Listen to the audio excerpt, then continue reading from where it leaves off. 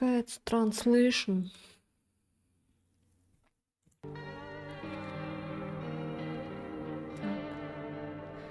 Пожалуй, вырублю кое-что.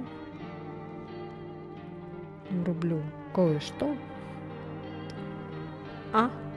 Что? Все.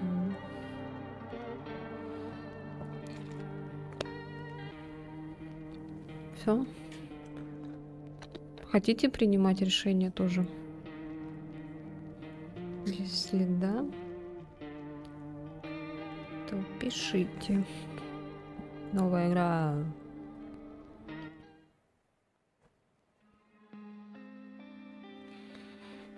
Вау.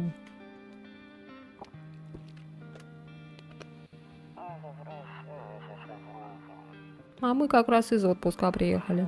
Не устал дома сидеть? Да, я помню, да.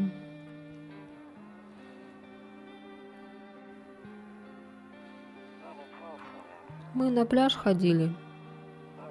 Но уж больно жарко вчера было, раньше уехали.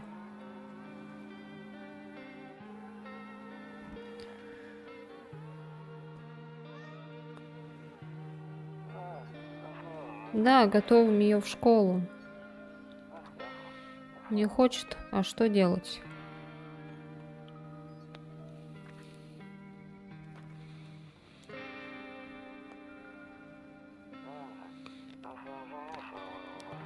Ладно, я к тебе зайду сегодня ближе к ночи. Да, давай, пока.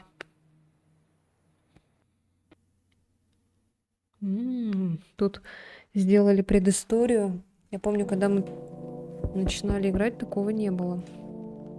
Типа сразу вот так было. Не было какой-то предыстории. На улице валяются несколько сильно выпивших людей. Несмотря на то, что они лежат на холодной земле, кажется, синяки крепко спят. Им сейчас хорошо. Да кто там? Привет, сосед, давно не виделись. Как жизнь? Нормально. Слушай, я почему зашел-то? Немного беспокоюсь за тебя. Намечается что-то нехорошее. Мне звонила двоюродная сестра, по их новостям говорят, что с солнцем происходит что-то странное. И про людей, лезущих из земли, их почему-то называют гостями. Жуть какая-то, надеюсь, все это неправда. А что с солнцем? Оно то ли взрывается, то ли вспышки на нем. Известно одно, с ним что-то не так. Ты ведь заметил, что это лето самое жаркое? Похоже, нам надо готовиться к худшему. Сестра сказала, что оставаться дома одному опасно, поэтому я пришел, чтобы тебя точно не угробили. А как же твоя дочь и жена? Не переживай, ко мне как раз на днях приехал хороший друг, он присмотрит за моей семьей одну ночь. Ладно, давай тогда с утра продолжим разговор. Я буду ждать тебя на кухне. Увидимся утром. Кажется, больше никто не придет в эту ночь. А, сигареты закончились. Телефон нельзя позвонить.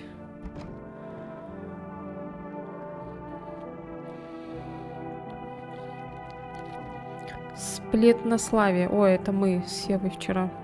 Ой, позавчера. Ну, вообще всегда.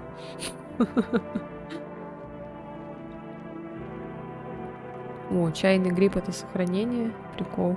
Сохраняет игру, прогресс остается даже после завершения прохождения. Это вообще мой любимый гриб.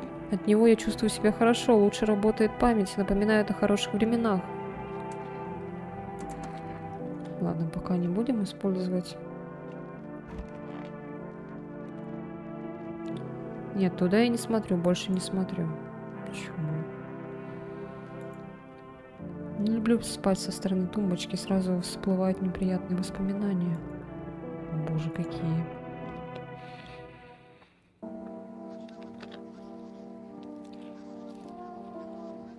Срочные новости. Сегодня в 6:28 утра на Солнце произошел мощный выброс энергии. Данная вспышка оказалась больше, чем прогнозировали ученые. Температура на улице достигла критической отметки. Власти объявили режим чрезвычайной ситуации. Мы просим всех граждан избегать выхода на улицу в дневное время. Далее вы увидите развлекательную передачу. Вау, какой графоний. Они добавили лучики. Лучики света. А, я забыла эти в окна посмотреть.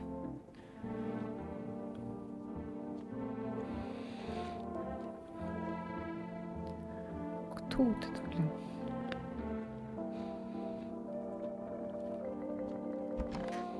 О, здорово. Проклятие, все-таки это правда.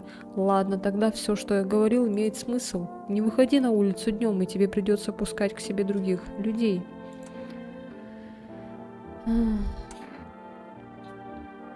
Пускать людей? Да. Я знаю, ты сторонишься компании, но так надо. Двоюродная сестра толком не сказала, почему именно нельзя оставаться одному. Но вот что она упоминала, если кто-то будет спрашивать, один ли ты, отрицай это и говори, что в доме есть кто-то еще. Какой толк от лишних людей? Возможно, они что-нибудь принесут с собой, расскажут чего интересного. И не забывай проверять их на признаки гостя. Из-за жары у тебя будет мало сил днем. Поэтому внимательно выбирай, у кого хочешь проверить. Признаки проверки сильно утомляют. Тебе ведь надо внимательно всматриваться. А насчет разговоров не беспокойся, они не будут тратить силы, так что говори сколько хочешь. И лучше смотри в окна. Телек это, конечно, хорошо, но не помешает знать, что происходит вокруг.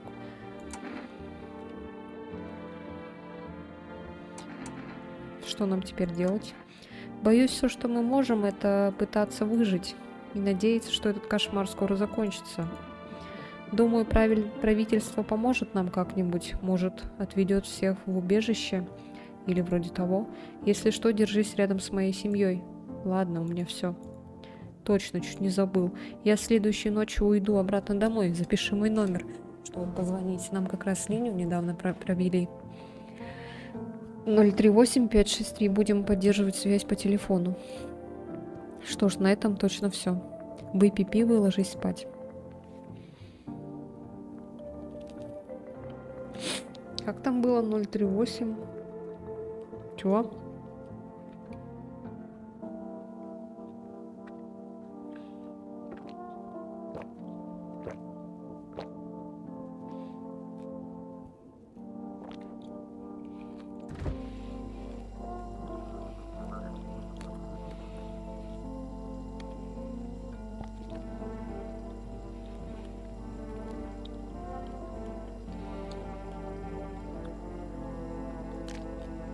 Ой. Я раздавила таракан.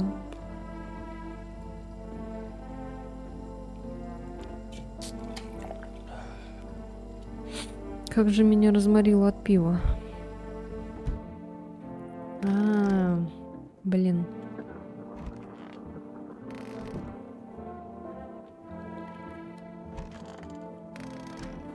Пиво лучше не стоит пить, наверное.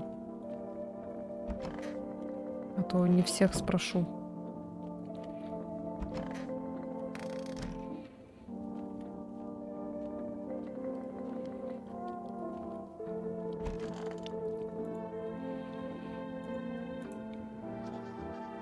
Вы видите элегантно танцующих балерин, пересекающих сцену с сильными, но грациозными прыжками.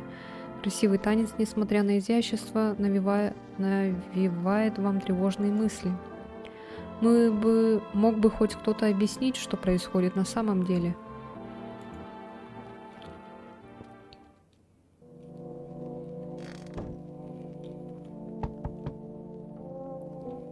Так, посмотрим-ка в окна. Вдалеке стоит дом соседа, что сейчас гостит у вас. В окнах горит свет, и кажется, семья ждет, пока он уйдет от вас обратно домой.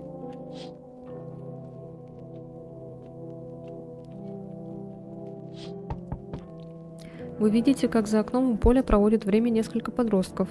Они беззаботно сидят и о чем-то болтают, не обращая на вас внимания.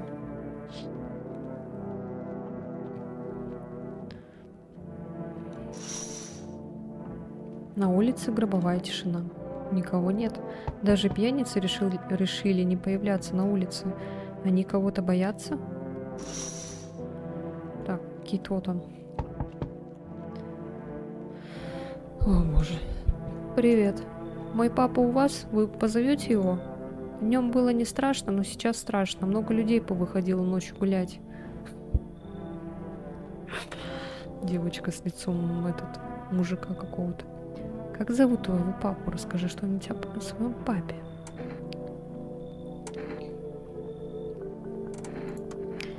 Я много про него знаю. О боже. Перед тем, как пойти в гости, он любит попить немного пива, хихи. Мне он оставляет и обед, и ужин, и сок. Я сегодня попробовала пиво, которое он пьет. Фу, гадость какая. Это точно девочка? Ну да. Зачем такое пить? Зачем такое пить, если есть сок? Ой, не говорите ему, пожалуйста. Боишься гостей? Не знаю. Все их боятся, мне тоже страшно. Я не видела ни одного из них. Они страшные, больно бьют. Если меня мой друг из школы ударил больно, он тоже гость? Папа сказал бы осторожнее. Я очень осторожна. Очень тихонько сюда пришла, никто меня не видел. Зову папу тебе, удачи. Спасибо, вам тоже. Мы уже пойдем, а то мне страшно одной ночью. Мы будем играть в игру, он сделал мне какую-то там... Надо кубики бросать и потом ходить по предметам, то есть по креслу там или дивану. И вот, надо строить дорогу. Короче, я покажу вам потом. До свидания. До свидания. Так. Надо, чтобы хоть кто-то дома был. Нельзя оставаться одному. О, боже. К вам можно? Я укрывался в пабе, но меня просто выгнали. За что? Не каждый выдерживает мой темперамент. Но я не обижаю никого, не подумай. Просто тошно иногда, сам понимаешь. Что думаешь, впустишь? Ты же не гость? Думаешь, я из этих чудовищ? Нет, не гость. Но спрашивать каждого в лицо об этом — ёбаный бред. Впрочем, теперь по-другому не будет. Почему тебя выперли из прошлого убежища? Почему ты думаешь, что тут будет по-другому? А что, мне сдохнуть под солнцем теперь? Не, домовладелец, мне такое не интересно. Пока жив, еще поищу с кем поговорить, на какую тему. Ты не впустишь, повезет в другом месте. Если в этом новом мире остались везения и не ублюдки. Проходи. Спасибо. Доверие к людям сейчас не больше монеты. Поэтому ценю твое доверие, может... Ладно, не могу обещать ничего. Хорошо. Еще кто-то. Здравствуйте. Извините, что так поздно. Днем как-то жарко. По телевизору говорили, что лучше не выходить при солнце. Не найдется ли у вас местечко для меня? Ты кто? Я жила поближе к городу. Там, конечно, асфальт нагревается очень неслабо. Я вообще кассиром работала когда-то, сейчас уже нет. Меня уволили, с работы как-то не повезло. Что будешь теперь делать? Постараюсь как-то выжить. Страшно, конечно, когда вокруг какие-то гости. Солнце адски печет. Очень хочется пожить и... Ой... Разве вам не страшно? Скажите, что все скоро кончится, пожалуйста. Какая-то перекосанная. Она у меня на превьюшке. Вообще там...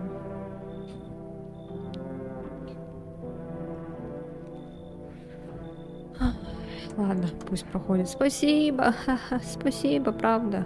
Господи, я проживу еще какое-то время. Все. О, еще кто-то. О боже. А вот этого я не помню, этого не было.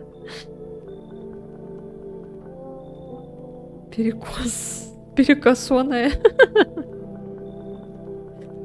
То, блин, как я сегодня слово сказала? Я уже забыла даже. Блин, ладно, короче, я не помню, как я это слово сказала. Вечер в хаду, пустишь, фраер? А ты чего в одних трусах? Так, жара лютая, фраер. Я хер знает, почему остальные не додумались до такого. Ходят в одних свитерах да куртках, и им вообще похер. Ну, я-то голова, как вышел на свободу, снял с себя все манатки, и теперь все в ажуре. А ко мне на кой хер приперся? А чего на зоне не остался? Да я бы остался, но думаешь, меня кто-то спрашивал? Срок закончился, и все, на свободу. Бабок нет, жена давно уже за другого хахаля вышла, и мне некуда пристроиться. Ну да ладно, хорош языком чесать, дашь перекантоваться, фраер? А, похер. О, ништяк. Пусть будет. Кажется, больше никто не придет в эту ночь.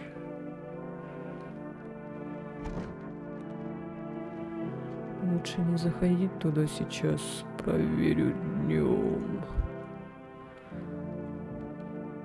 Она как будто это до конца не закрыта.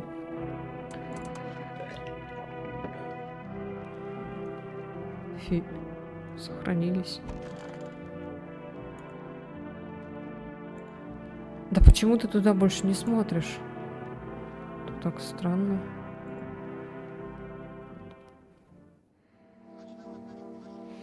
О, здорово, Илья. Чё-то Silent Hill не пошел.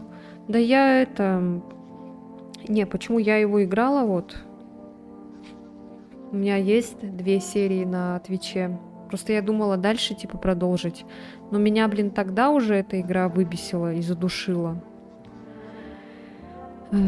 Сейчас я тоже попыталась поиграть, и это какой-то кошмар. Мне вообще не нравится, если честно, эта часть. Я не могу просто в нее играть. У меня до того нервы она сжирает. Ладно, еще этот... типа... Что-то там с графикой, да? Ну просто вот это, когда все вместе, бля, это капец. Я, когда на своей старой видеокарте играла, было вроде не так все страшно. А тут вроде новая карта, теперь опять что-то фризит, блин. Что за бред?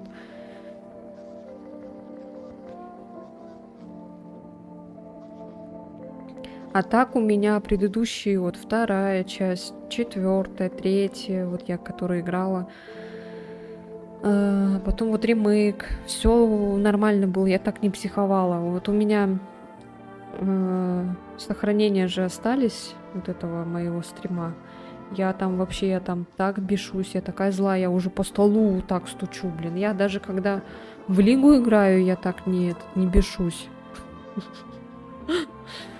Что-то меня с самого этого начала она уже выбесила это. Вот эта главная героиня, блин, тупая какая-то. Потом я понимаю прекрасно то, что все мы обычные люди, и все это, мы не умеем там, типа, сразу как-то драться круто и все такое. Ну, блин, не знаю. Заставка смерти, блядь, такая долгая. Потом, если ты умер, то надо начинать сначала, блин, вот это вот. Ой, короче, не знаю. Я просто такая, все, короче, она меня с самого начала уже начинала бесить. Еще когда я только-только начала в нее играть, я думала, ну ладно, посмотрим, что дальше. Там, блин, еще и боссы вот эти душные. Если я вот сегодня уже вот так по началу игры начала это беситься, я не знаю, что бы дальше было. Я бы, наверное, этот монитор разбила. Добрый день, в эфире новости. Активность Солнца не снижается, а уровень преступности незначительно вырос. По последним данным, число убийств за последнюю ночь превысило среднесуточные показатели. Сейчас еще раз прервусь, выскажу. Лучше бы я начала Байонетту. Вот Байонетта, вот, может быть, кто слышал, кто нет. Прикольная игрушка. Там она такая очень динамичная, и в ней есть нотки какой-то этой иронии, что ли, комедии. Вот. Она такая прям супер-пупер эпичная, ну, как любят японцы.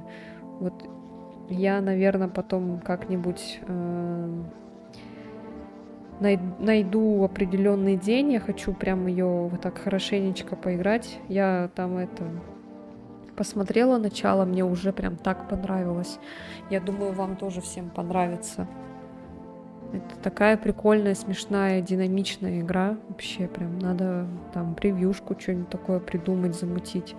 Я еще думаю, может образ там немножко повторить, что ли. Типа как у нее сделать.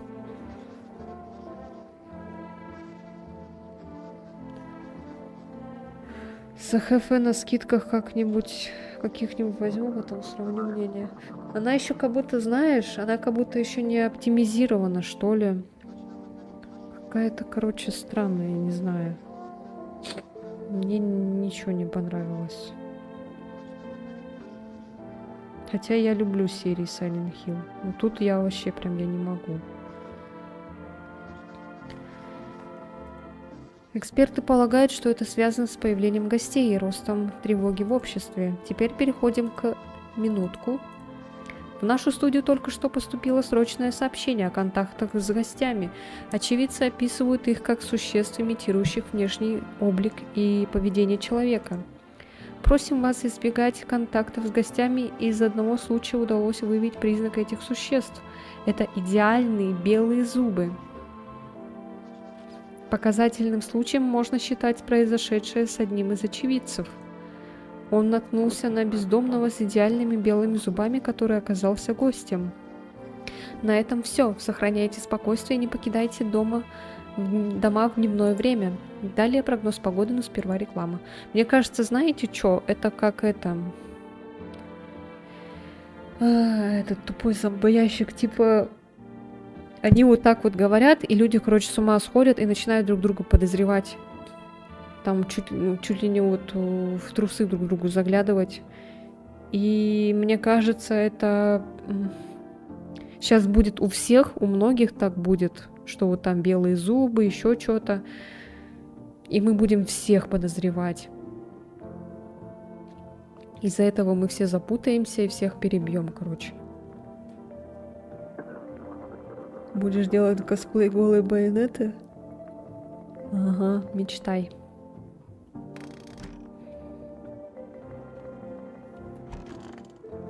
Здорово. Да, ты что-то хотел? Так, за что тебя выгнали из паба? Мне надо тебя проверить. Потому что все посходили с ума от череды катастроф. Взрыв солнца, приход гостей, экономический кризис и прочее, и прочее. Они все ёбнулись, кто на фоне стресса, кто от алкоголя. Ну и у меня фляга засвистела от злости. Я поднялся на стол, кричу им что-то вроде «Заимбали винить все вокруг себя, давайте людьми оставаться». Слезы в пене помехой не будут, хмель и солод с соленым вкуснее. Да кому это только надо? Кстати, мне нравится, как он этот мыслит, вот этот мужик. Вот этот диван, кстати, у бабушки такой же тоже был, помню. Так, здесь никого нет. Опа. Все в ажуре, фраер. Где твои наколки, раз ты сидел? Фраер, то, что у меня нет наколок, не значит, что я не был на зоне. Знаешь, наверное, простую истину, книгу не судят по обложке. Он какой-то весь в этих.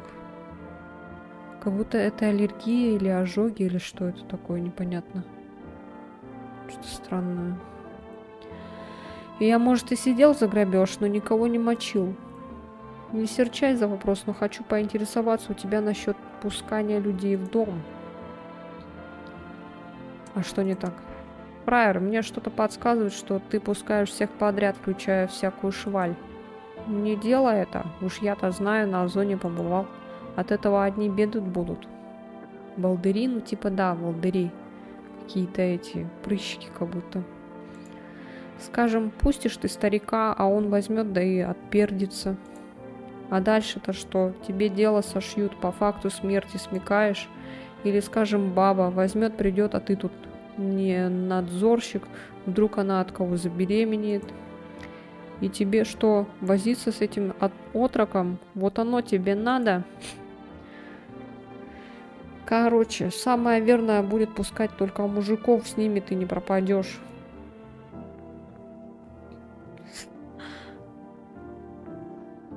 Предлагаешь не пускать стариков, женщин и детей? Смышленый малый ты фраер, именно об этом я и говорю. А ты не охуел ли? Фраер, ты так не базарь. Я намек твой понял, лезть тогда с этим не буду, мне повторять не надо. Но меня смущает лишь одно. Какого хрена всех ходят в одежде в такую жару? Все в ажуре, так надо тебя проверить. Лады, фраер, что скажешь, что я покажу. Зубы. Зубы, значит? Они у меня желтые, кариес или типа того. Загружается.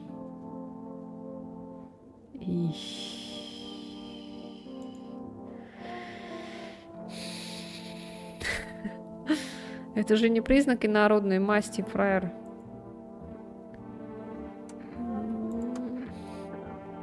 Короче, ладно, гуляй, Вась.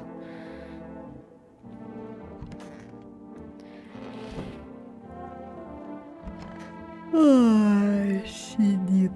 Эх, надеюсь, скоро все это закончится. Как вас лишили дома?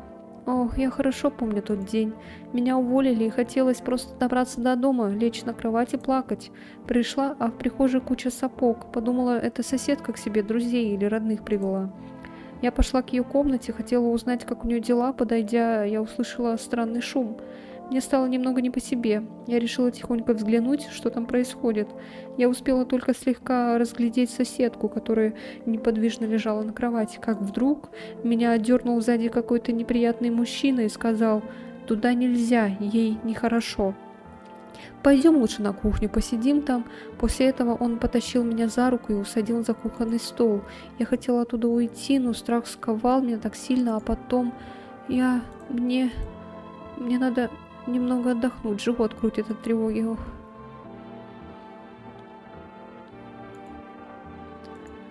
Так, давай-ка я тебя проверю.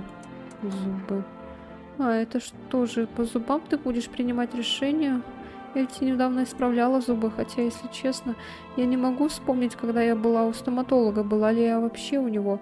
Господи, от страха не могу вспомнить даже, что вчера ела.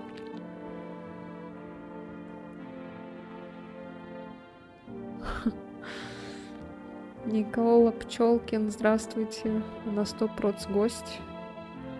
Почему так уверена? Ну да, у нее зубы. Просто я вот в это уже играла, как бы, когда вот только-только эта игра вышла, имеется в виду, когда она была в серии там других игр с другими играми.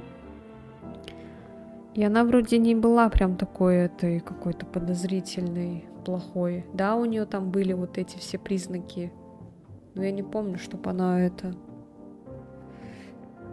Зубы у нее хорошие, да. Ладно, не буду пока торопить события, я не хочу трупов.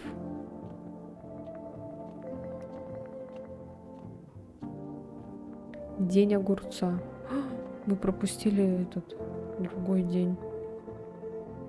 Она всегда гость. Так, если... можно, пожалуйста, без этих спойлеров?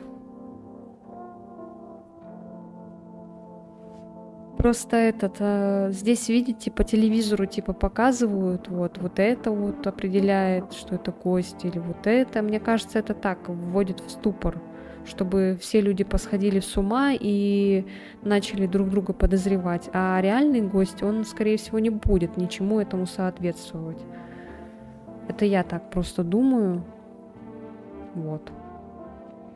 Если вы что-то знаете, если вы проходили игру, это, конечно, здорово, но, пожалуйста, если вы уже знаете, кто есть кто, можете, пожалуйста, не писать об этом, потому что, это же будет уже неинтересно в прохождении.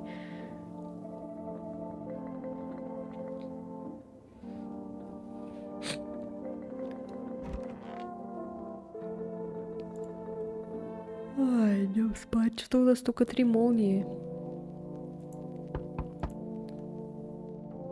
Все равно не... Я все хочу это... Посмотреть за эту шторку. О, Господи.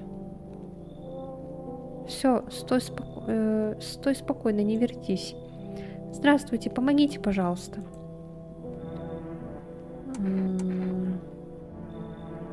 Что-то случилось? Сил моих больше нет, очень хочу спать. Из 5 детей остался только 1. Муж куда-то пропал, я уже не знаю, что думать. Убили его, бросил он нас или что? Сейчас бы просто лечь и проспать несколько дней. Ваши дети мертвы? Нет, вы так не говорите. Конечно, тяжело присмотреть за целой оравой непоседливых детей, но... Да ничего с ними не случилось, они наверняка у моей матери. Что значит наверняка? Они туда могут убежать, когда им совсем со мной скучно. Или когда их отец снова пришел денег у меня просить. Вы можете меня впустить? Я отдохну и пойду искать детей. О, Никита, здорово, приветики. Что, будем пускать мать? Что, у нее ребенок какой-то странный.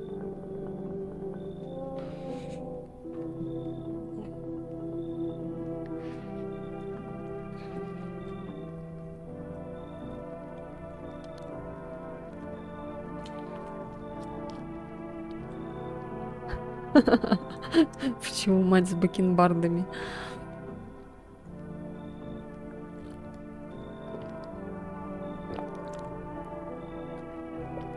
У нее... Может, она это... Гормональный сбой у нее. Это мужик.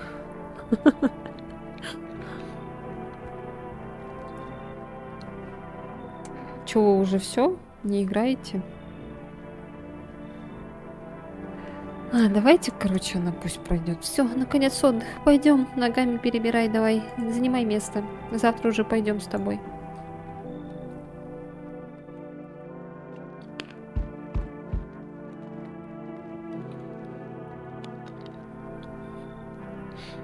Йоу, чел, чё кого?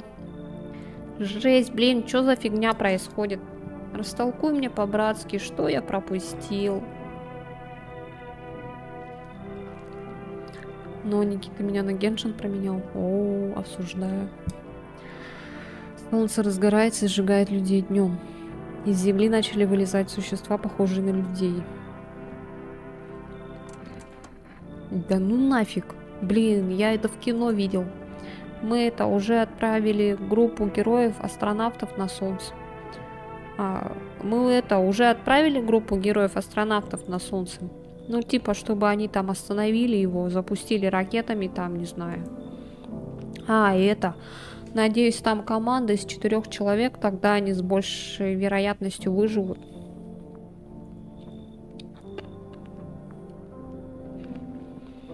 Ты вообще следишь за происходящими событиями? Да нет, там ничего хорошего. Одни мудаки говорят про других, про всякое дерьмо. И после новостей одна тоска. А вот в кино там есть кому сопереживать, есть место драме, предательствам там. И вообще кино интереснее книг. Да, всегда мечтал в фильм какой-нибудь попасть. Йоу, чел от души, блин, это лучшее, что произошло в моей жизни. Надо будет, чтобы по нашей истории фильм какой-то сняли.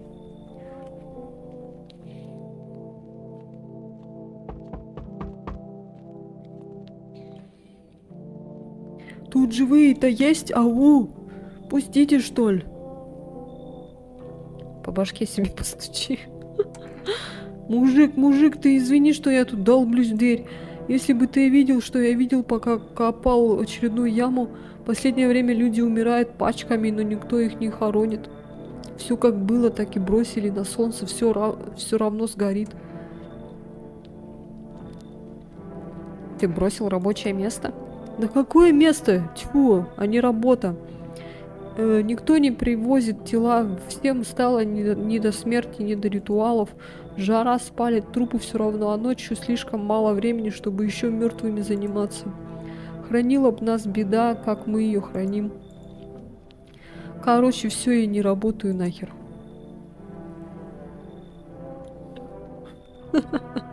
Я буду стрелять мужика в стрингах. А что с этим делать? Он не кажется подозрительным?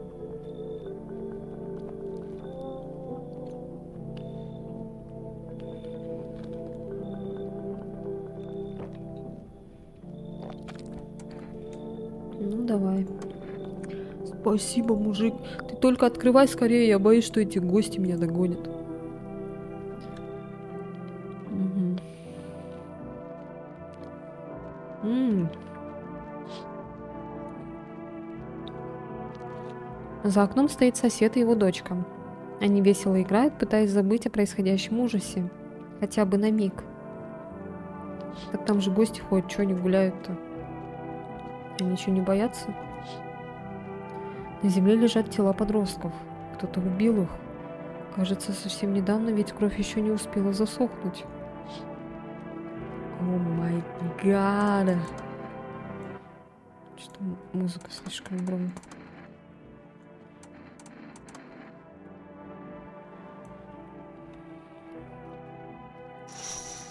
О боже.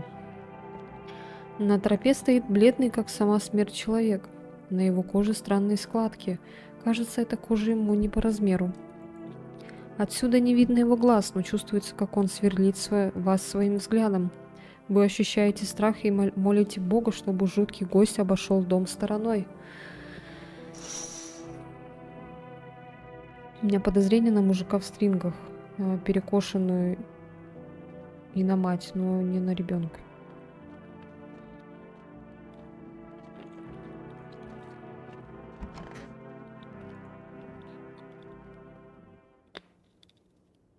Пахнет смертью, кого-то убили. Добрый день, в эфире новости. Аномальная жара продолжает усиливаться, а нашествие гостей не прекращается. Для решения возникшей ситуации правительство организовало специальную службу. Комитет по чрезвычайным ситуациям, сокращенно КЧС. Ее сотрудников можно узнать по желтым костюмам химической защиты и противогазам. Несмотря на недавнее начало работы, комитет уже выявил новый признак гостей – грязь под ногтями. По данным специалистов, этот признак помогает выявить гостей, которые вылезают из земли. На этом все. Сохраняйте спокойствие и не покидайте дома в дневное время. Далее репортаж про бледного маньяка, но сперва реклама.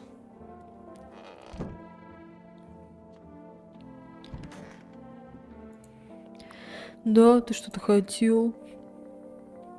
А здесь по-другому? Я не лезу уже никому, себе дороже. Но послушаешь телевизор или какие разговоры, снова аж свербит все внутри. А потом спрашиваю себя, оно мне надо? Нет, все, домовладелец и так нервы ни к черту.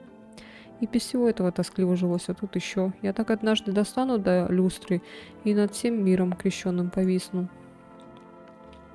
Не, вот этот вроде мужик норм. Я не хочу его проверять. А кто сдох-то, кстати? Я сейчас пойду гляну. Быстренько.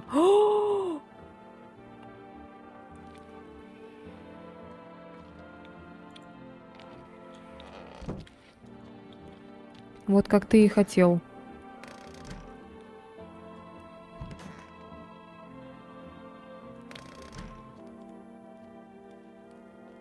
Пиздец. Поскорее бы гости ушли обратно в землю. Так, сейчас, извините, я там конфетку дай.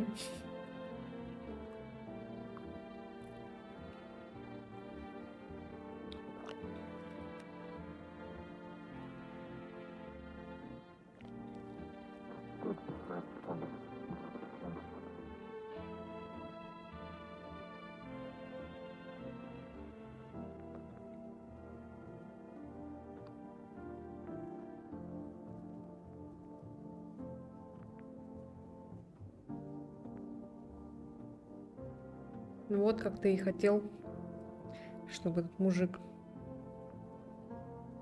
помер.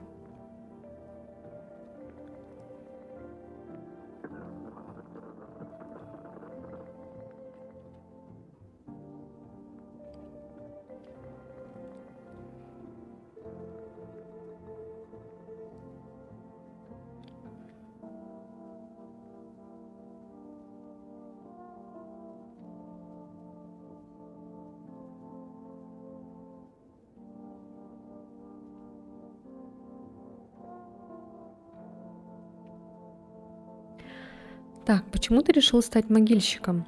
А это, да кто же его знает? Кладбище, оно как, тьфу, как библиотека.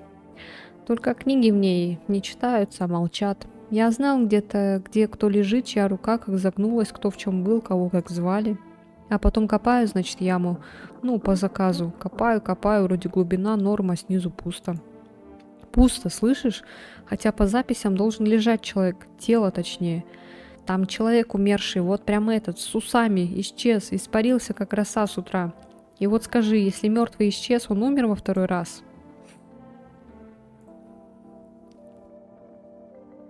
Реально бакенбарды, блин, как будто.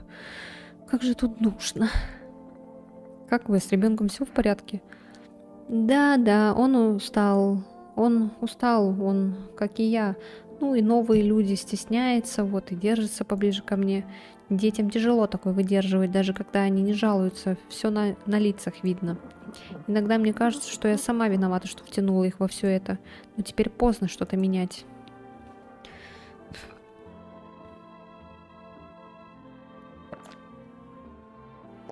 Блин, я не знаю, кого проверять.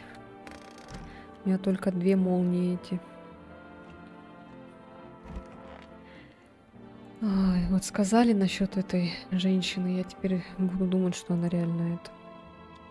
Что произошло дальше у вас дома? Ох, после того, как меня усадили за кухонный стол, выход перегородил громила, прятавшийся за углом. Они начали громко болтать с тем мужчиной, который притащил меня за руку. Они словно не обращали на меня внимания, а потом начали прикасаться ко мне. Трогали меня за руки, за плечи, а на фоне, будто из моей комнаты, доносились возгласы и громкий смех. Казалось, что там была еще целая толпа мужчин. Мне стало тяжело дышать, сердце вот-вот выпрыгнуло бы из груди. О, привет, привет. Здравствуйте, здравствуйте. Я хотела закричать, позвать на помощь, но голос, страх не позволил проронить ни звука. Я сидела беспомощная, как мышка, но в момент, когда Громила отошел к холодильнику что-то взять, я поняла, что это мой шанс. На матери и ребенка неестественно кому лежит. А, неестественно кожа лежит. Кожа. И я бросилась к выходу, страх будто придал мне силы, я бежала, не оглядываясь, пока не выдохлась и упала на землю. Как ты не сгорела на солнце? И я не помню. Мне показалось, что я пролежала всю ночь, а потом... Странно, мне казалось, я помню все, что произошло со мной. Постойте, вы же не хотите сказать, что я могу быть гостем? Нет, это не может быть правдой. Я помню свою жизнь, свое детство, маму, папу. Нет, я же не гость, правда? Скажите, что это правда. Я не знаю. Зачем вы такое говорите? Мне же страшно. Мне надо отдохнуть, опять живот крутит. Ох. Не надо тебя проверить. Что ты хочешь проверить? Руки. Показать ногти? Интересный признак, конечно же. Да, давай посмотрим.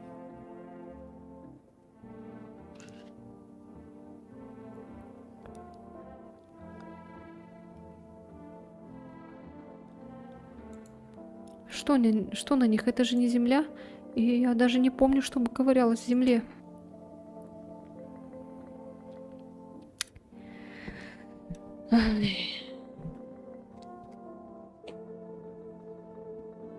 Ну, блин, ну явно же это, ну, не она. Ну, просто специально вот подводят, чтобы мы ее застрелили.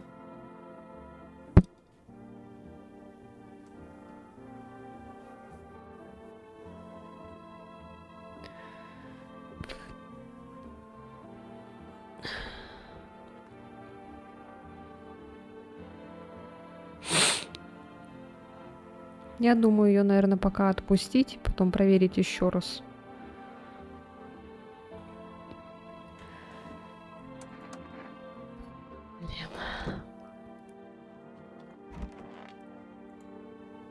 Йоу, чувак. Чем ты занимался до катаклизма? Я жил с кайфом, киношку смотрел, с друганами зависал. А сейчас из-за конца света киношку-то не посмотришь и с друзьями не посидишь. По телеку крутят бесконечные репортажи и рекламу, а друзья перестали выходить на связь. Слышал, кто-то из верхов говорил, типа сейчас не время для развлечений, серьезные времена.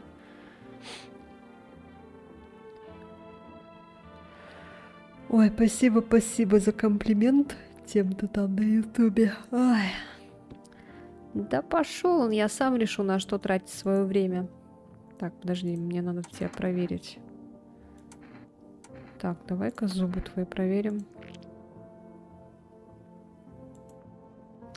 Зубы такие, как будто все детство ел одну кукурузу, а не хлопья. А, ну ты это не подумай, они крепкие.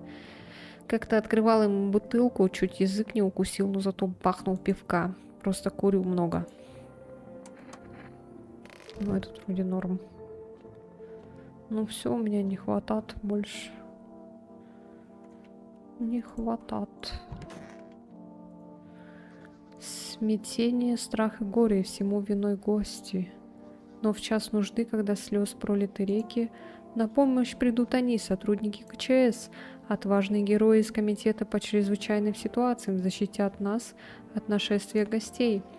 Уже сегодня комитет выявил 27 тысяч опасных существ.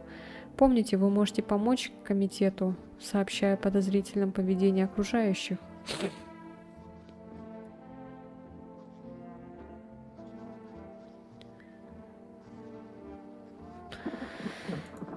Для этого используйте приглашение на посещение КЧС. Если у вас возникнут сомнения, не гость ли вы, звоните по горячей линии 30451.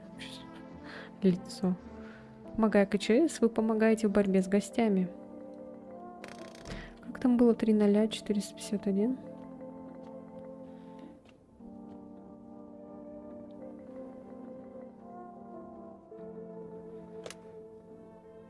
А, тут все написано.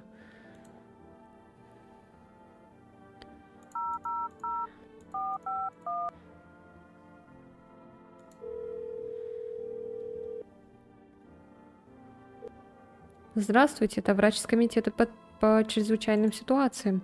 Мы готовы проконсультировать вас по вопросу проверок на гостя. У вас есть вопросы?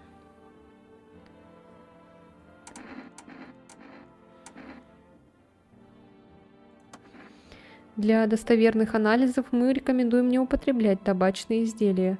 Курение может повлиять на состояние зубов, что приведет к неточным показателям. Вот так. Чтобы вы могли достоверно узнать ваш статус, просим вас воздержаться от мытья рук до обследования. Вода может смыть грязь, что приведет к ошибкам и недостоверности анализов.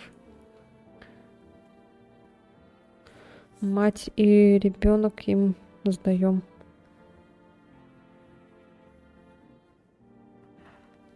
Ой, Елена, а где рамен? Давно не видно. Какой рамен?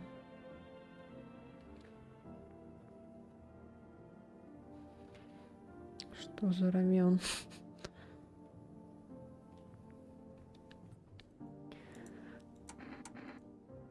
Благодарим вас за содействие, комитет. Так. Ой.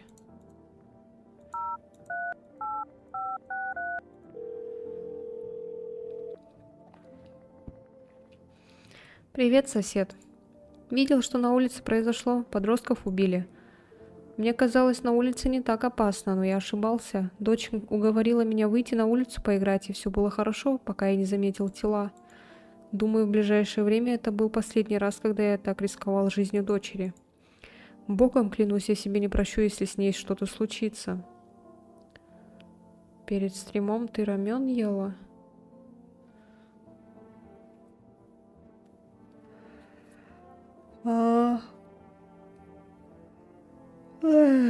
Наверное, когда-то было это, да. А сейчас уже все поменялось. Она для меня весь мир. Кто их убил? Это то бледное высокое существо. Я думала, оно убивает только тех, кто по домам сидит. Я был уверен, что держу ситуацию под контролем. Думал, что если вдруг увижу хоть что-то похожее на этот силуэт, сразу же домой. Но я не подумала о телах, которые может увидеть дочь. Твоя дочь в порядке? Я не знаю. Из-за пожухлой высокой травы она не должна была заметить. Бульдог. Мне сейчас вообще не до какой лапши. Нет, мне бы это... Хоть на что-то как-то сейчас жить. Денег вообще не хватает. Так что рамены я сейчас никакие не покупаю. Вот. Поэтому живем как можем. Но дома она сказала, что видела чье-то лицо в траве. Я пытаюсь убедить ее, что ей показалось, но, похоже, она считает иначе. Будь осторожнее.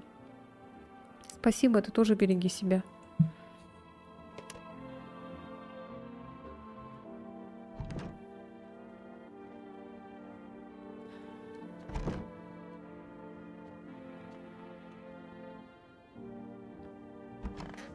Мы уже проверяли его.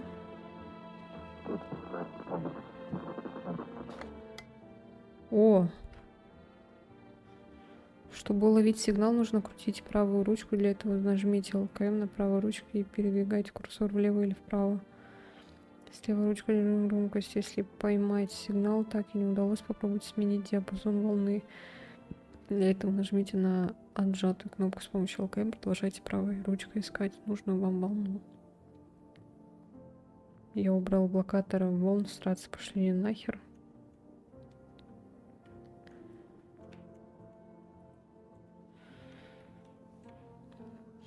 Арл-жрл-рл.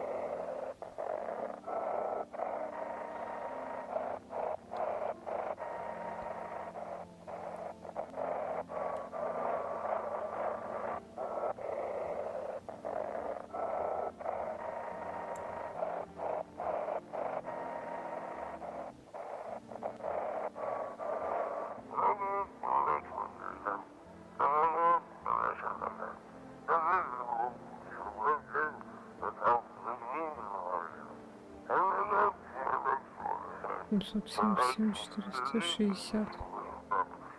Они погонят злой дух, очистят ваше тело.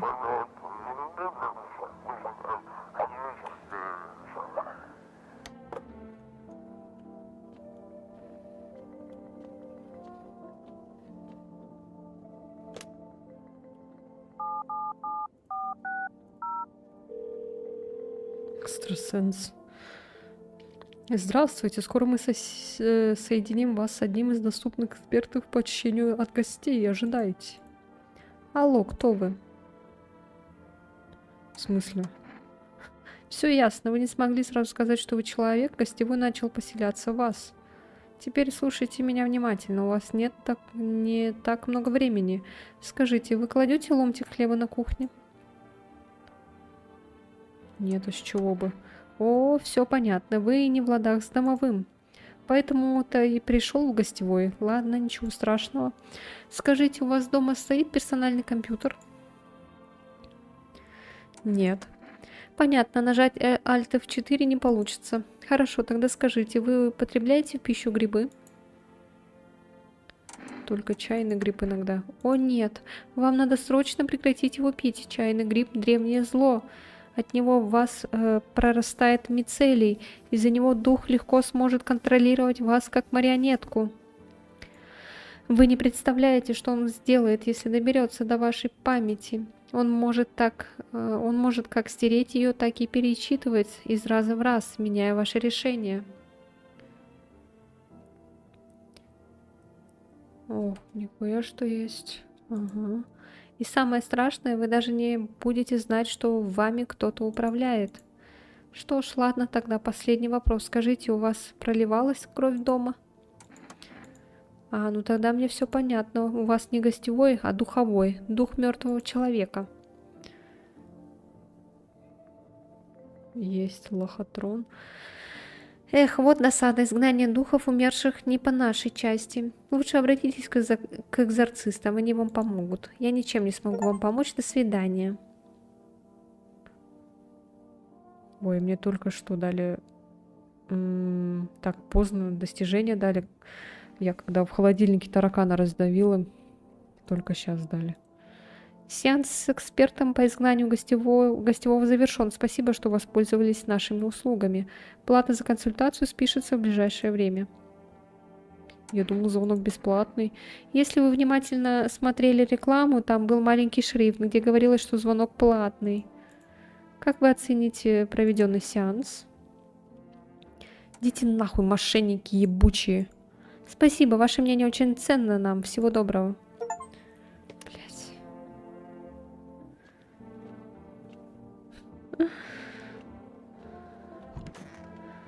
Да уж. На улице города появился бледный маньяк. Из показаний очевидцев удалось выяснить, что его жертва объединяет одно – все были одинокими людьми. При этом, прежде чем совершить убийство, маньяк общается с жертвой, после чего нападает. Из показаний очевидцев удалось составить фоторобот подозреваемого. Это высокий бледный мужчина среднего возраста с черными волосами. На нем только штаны, выше пояса одежды нет, худощавого телосложения. Некоторые сообщают, что на его тело надета кожа другого человека. Подтверждения этой информации нет. Если увидите это лицо, не открывайте ему двери, говорите, что вы не один в доме. На этом все. Все, спад.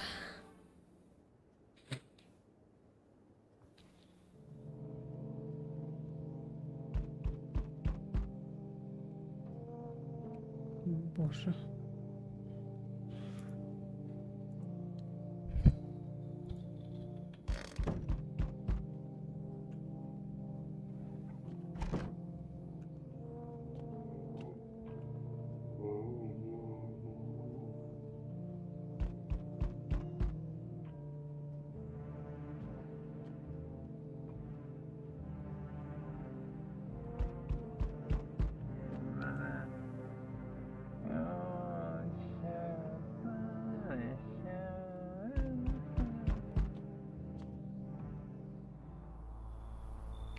Привет. Что надо? Просторный дом. Мне нравится. Мне ничего не надо. Да, понимаю. Слушай, ты дома один? Я не один. Сегодня тебе повезло. Я слышу, как кто-то шепчется в твоих комнатах. Но кто знает, что будет через несколько дней.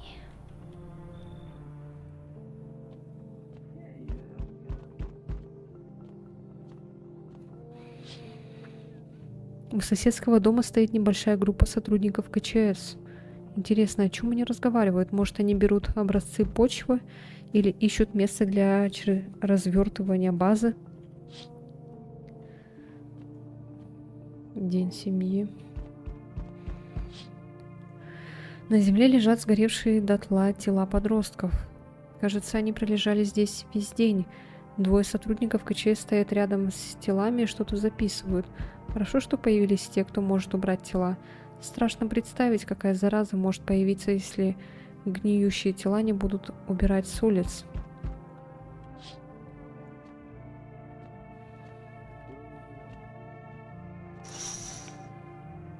За окном стоит группа вооруженных солдат.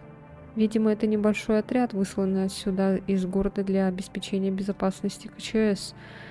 До вас долетают лишь обрывки фраз про бледного мужчину с голым торсом. Может, они хотят выследить того жуткого гостя?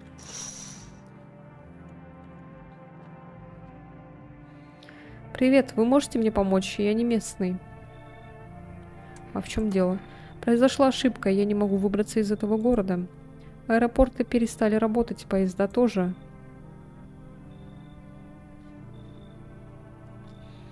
Неудачное время ты выбрал для туризма. Да я уже понял. Поверьте, если б я знал, что такое будет с солнцем, в жизни бы не поехал. Но я уже здесь, а на отель у меня нет денег. Прошу, позвольте пожить у вас. Ай, проходи.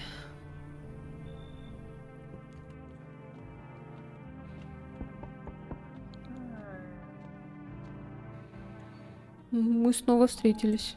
Я помню, что в прошлый раз было по-другому, но мы живем. Странно, не знаю, как объяснить. Мне хочется начать наше общение с одной активности. Погадаешь мне по книге, какую страницу открыть? Открой просто в середине. Кто ты такой? Я? Это я. А ты? Ты была моим домом. Да, печальная история. Разве это не нас? Это нас и ждет? Вполне возможно, что и так. Что это значит? Это надо хорошо обдумать, есть ли у тебя самого мысли на этот счет. На самом деле я пришел сказать тебе кое-что. Через некоторое время произойдут такие действия, тебе нужно быть готовым. Я понимаю, звучит странно, но тебе надо впустить персону с котом. Точно знаю, что тебе это поможет, пока не могу сказать как. Но выбирать тебе, конечно, что с этой информацией делать. А пока я подумаю над значением твоего выбора в гадании.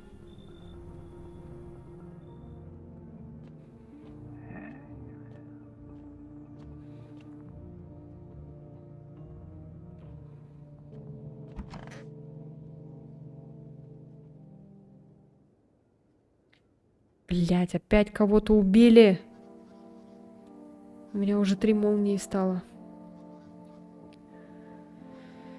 Ай. Интересно, кого же это убили? Наверное, этого. Женщину, может быть. Ой, который с ребенком, наверное. Или этого высокого мужика. Добрый день, в эфире новости. КЧС принял новые меры для разрешения ситуации с гостями. Организованы карантинные зоны для людей с потенциально опасным статусом. Также КЧС выявил новый признак гостя в результате экспериментов с задержанными. Кроваво-красные глаза. По нашим данным, я голосую за чела с бакенбардами. По нашим данным, КЧС выявили этот признак в результате обследования задержанных гостей. Существа получают травмы глаза, вследствие которых у них появляется воспаление, краснота и повышенная чувствительность к свету. На этом все. Сохраняйте спокойствие и не покидайте дома в дневное время. Далее репортаж про КЧС, но сперва небольшая реклама. Давным-давно 2 брата жили неподалеку от плотины. Льющаяся вода навевала мысли о холодных пенных напитках, и когда 2 брата выросли вместе, основали пивоварню «Бобер», а пиво «Бобер Черни» стало одним из самых желанных алкогольных напитков на полках магазина и в барах. Пиво «Бобер Черни». Пейте много, пейте вкусно. Теперь и в ассортименте доставку еды For Рис. Звоните по номеру... Ага, опять какой-то номер.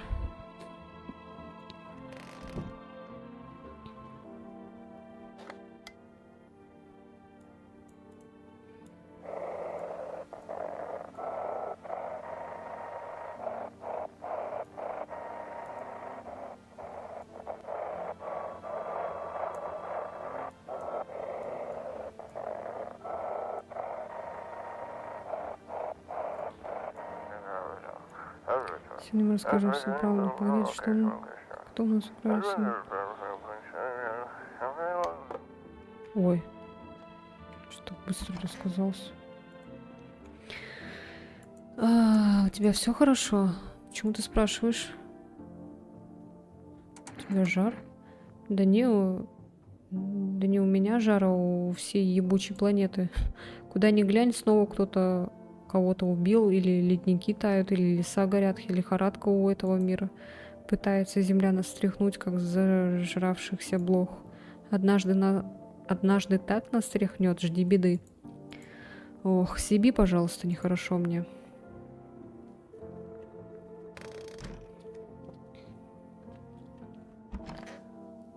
А где ребенок? Как же тут душно. Мы же приходили с ребенком, а? Так он и сейчас со мной отошел куда-то. Мне сейчас важно узнать, куда делись остальные, и все ли у них хорошо. У вас есть телефон? Я бы позвонила, чтобы лишний раз его харю не видеть.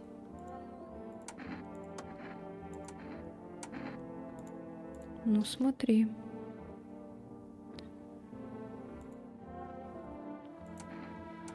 Ладно.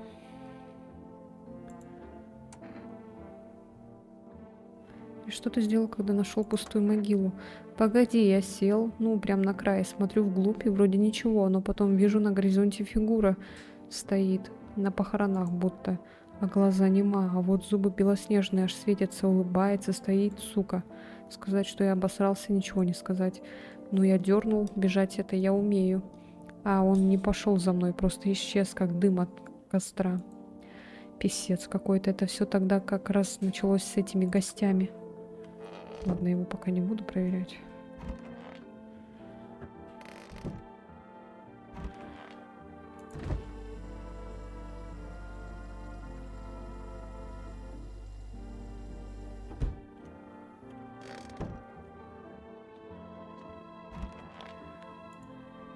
Эх, надеюсь, скоро все это закончится. Не подходите ко мне. Простите, я думала, вы хотите меня убить. Если бы я хотел, давно бы убил. Извините, я как на иголках. Совсем уже не знаю, кому нужно доверять. А вдруг... Вдруг вы гость? Вы меня убьете, кожу с меня сдерете. Пожалуйста, не надо, лучше убейте меня быстро и безболезненно. Я не хочу мучительно умирать, пожалуйста, не надо. Не собираюсь вас убивать. Откуда мне знать? Я ни зубов не видела, ни глаз. Мы все умрем от гостей или от солнца. Нет больше надежды, смерть все равно придет. Оставьте меня. Так, давай-ка мы тебя проверим. Глаза. О, ё-моё. Жесть.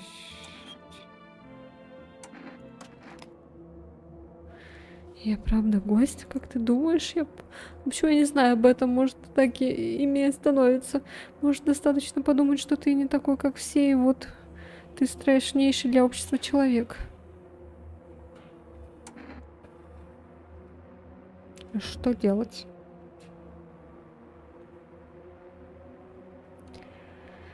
Ребенка, походу, убили, мне кажется. Че, уже так быстро поел? Выстрел.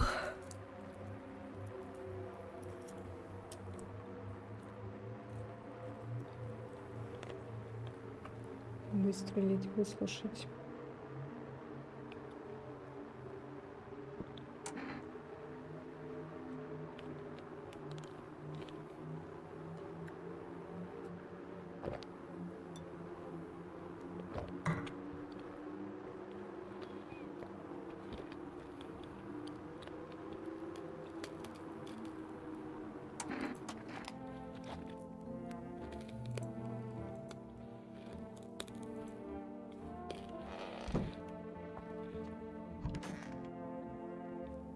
Бля.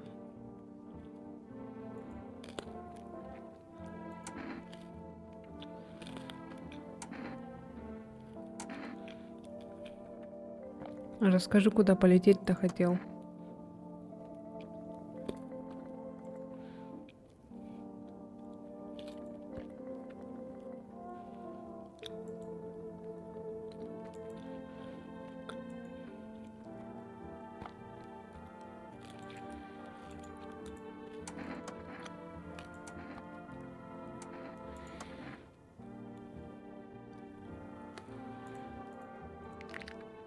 Ебать.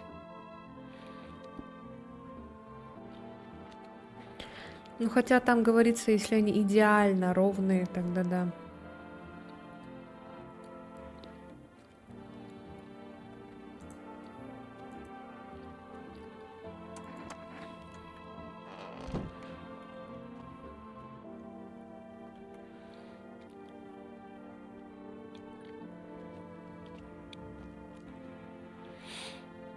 День против конъюнктивита.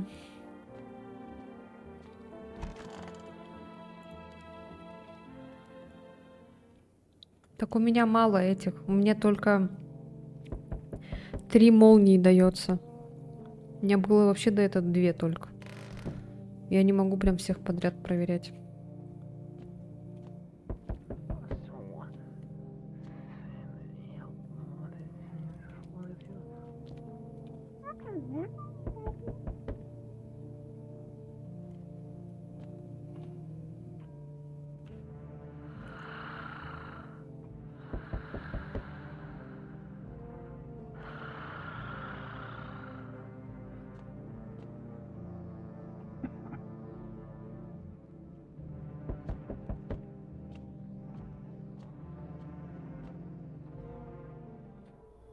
Доброй ночи, я из бригады КЧС. Обходим ваш район. Ты пришел один? Нет, конечно, наша бригада разбилась на несколько небольших групп, чтобы охватить больше домов. Думаю, наш разговор много времени не займет.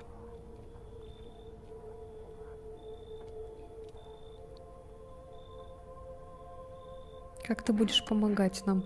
Первым делом мы соберем данные и отправим их руководству. Дальше они выработают алгоритм действий. Мизьма.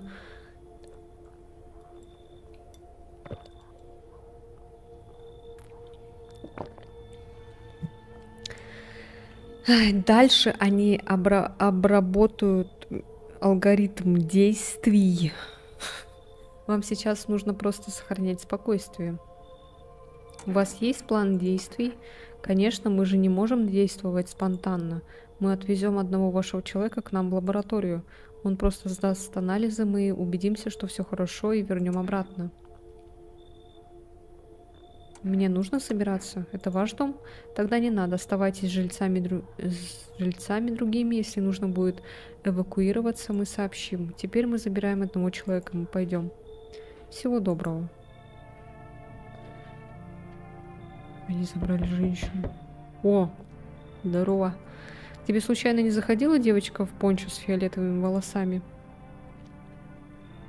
Таких у нас нет. Она моя дочь. Я никак не могу найти ее после того, как началось все это дерьмо. Мы собирались уехать из города, но потом началась аномальная жара, я потерял сознание, очнулся, дома никого. Ни записки, ни следа, моя дочь просто куда-то пропала.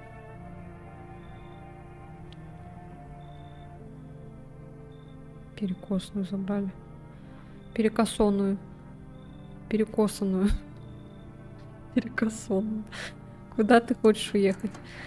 Куда-нибудь, где КЧС не доберется до нас. Подальше отсюда, в общем. Видишь ли, я в розыске, так как слишком много знаю о них. Может быть, эти уроды и забрали мою дочь, но я не уверен. Если это так, они ее не тронут, так как им нужен именно я. Разреши у тебя перекантоваться пару дней, пока КЧС не покинет район. Потом я уйду и продолжу поиски своей дочери, а я тебе все расскажу. Я точно знаю, откуда взялись гости. Спасибо тебе. Сегодня осталось не так много людей, которые умеют слушать. Именно такие люди, как ты, смогут пережить этот кошмар, потому что мы с тобой бессмертны. Так, я хочу почитать. Весь отряд солдат, который был здесь вчера, мертв. Здесь была настоящая бойня. Тела разбросаны по всей улице, и у одного из тел отсутствует голова. Неужели их всех убил тот бледный жуткий незнакомец?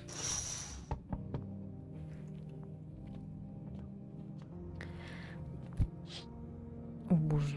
Бледный жуткий мужчина стоит на дороге и улыбается. У него в руке чья-то оторванная голова в каске. Это голова солдата с застывшей на лице гримасой ужаса. Интересно, чего он больше испугался, бледного гостя или неминуемой кончины?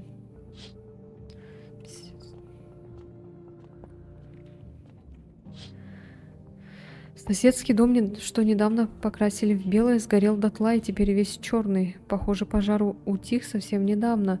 Неужели кто-то поджег его намеренно? Что произошло с соседской семьей? Выжил ли кто-нибудь?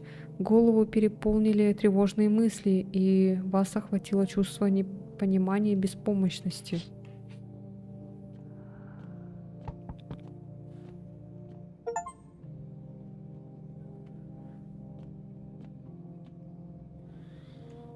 Здрасте, пустите меня.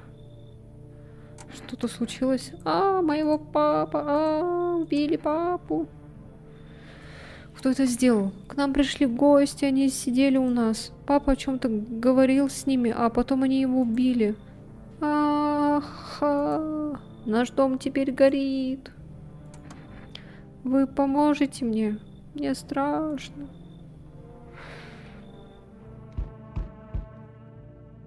Ой, боже. Привет. Ты дверь открываешь? Ты знаешь лысого мужика? Много вопросов. Да, знаю. Тебе только это как поможет?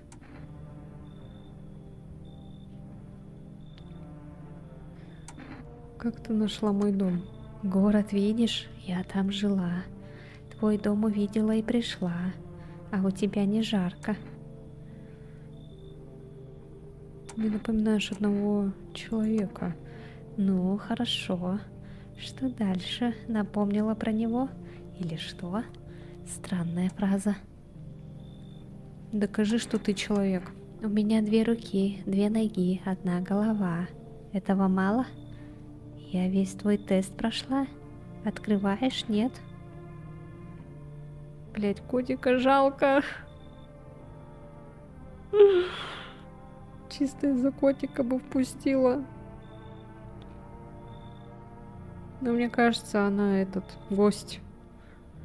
Вот по ней прям жестко видно, что она этот.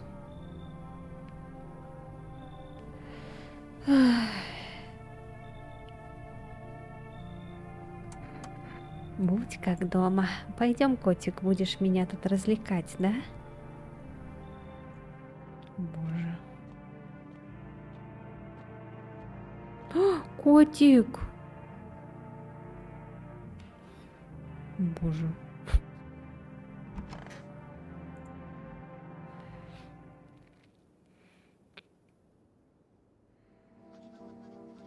Добрый день, в эфире новости. В связи с ростом числа граждан с признаками гостя КЧС приняли новые меры.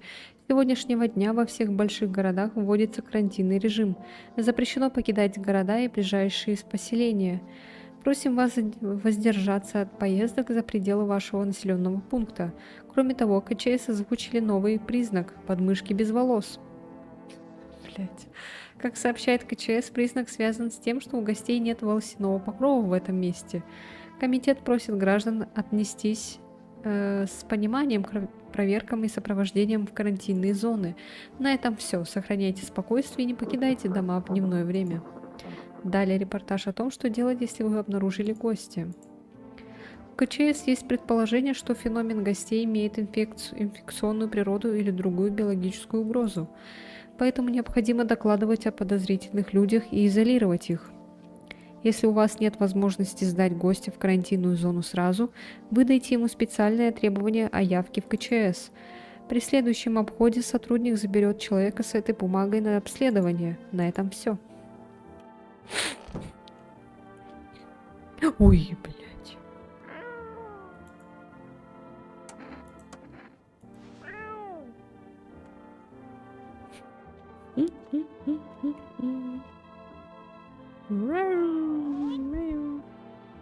Ой, это что?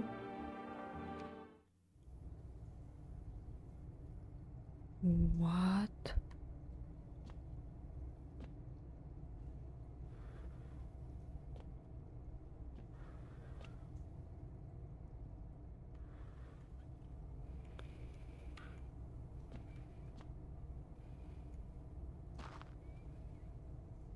А что это такое?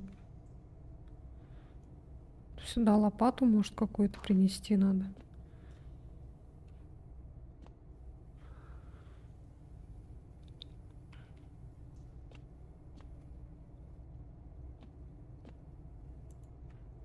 Ой.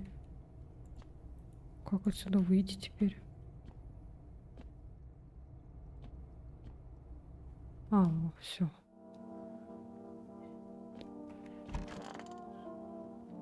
Так, а кто, наверное, высокий по-любому? Блять. Кто здесь? Кот здесь, а тебе чего? Проверять? Ну, убедись в чем-нибудь.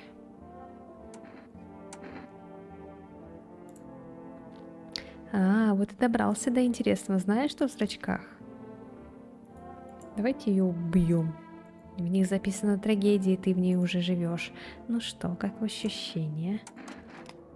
Не понравилось кровь увидеть?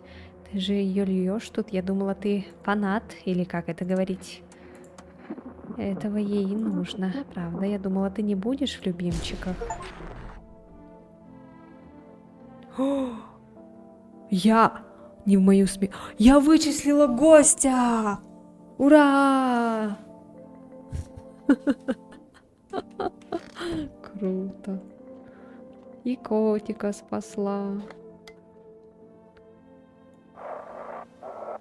Там достижения просто дали, типа, вычислить гостя. Не в мою смену. Вычислили гости и приняли меры, написано было.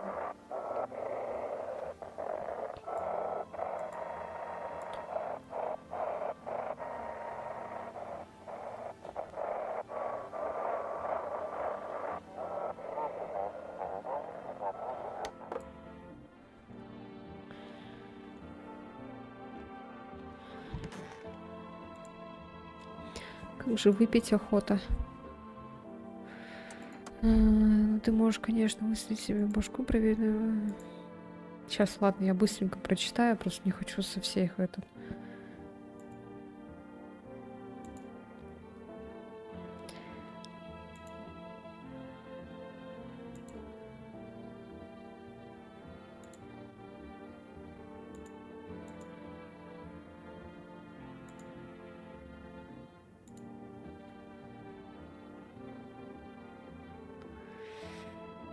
О, привет, привет. Уизер Каплоп. Здравствуйте, добро пожаловать.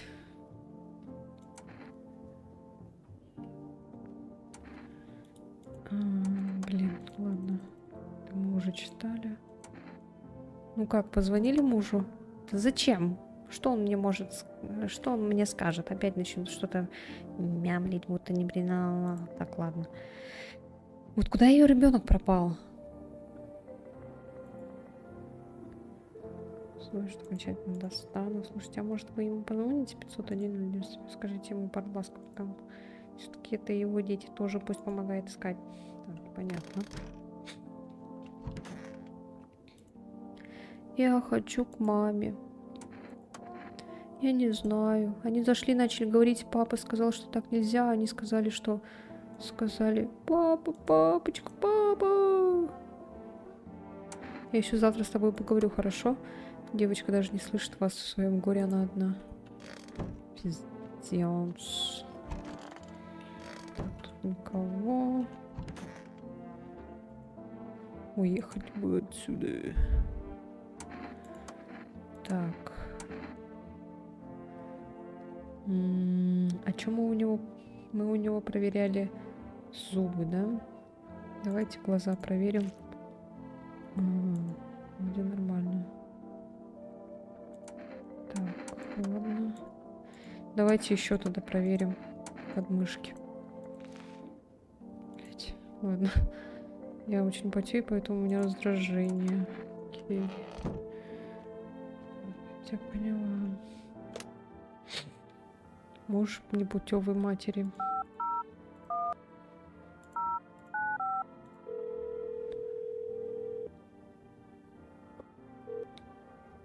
Интересная игра, я впервые вижу. Блин, круто, то, что вы впервые видите. Она, короче, раньше когда-то давным-давно была в серии игр. Там было несколько игр. В одной игре несколько игр. И вот она там была. Но она была такая коротенькая. Но вот она многим понравилась, в том числе и мне. И вот недавно она, ну в прошлом году, можно сказать, вышла полностью отдельно, как отдельная игра. И в нее вот добавили кучу всего. Тот же вот телефон. Алло? Ваша жена дала мне этот номер. Вашей жене нужна помощь. Как обычно. Постоянно только я должна все решать. Сама сидит. Ой, я устала. Ничего нового. Дети у вас? Нет. А они не с ней? Я не удивлен. У матери жены искали? Может, заберете ее отсюда? Да пусть сама придет, не принцесса же. Ноги есть у нее? В чем проблема? Короче, скажу, что ты жив и ждешь. Да не стоит ничего говорить. А смысл? Нам наплевать друг на друга. Зачем ты в это вмешиваешься, я не понимаю. Ладно, бывайте, живите счастливо. Кек.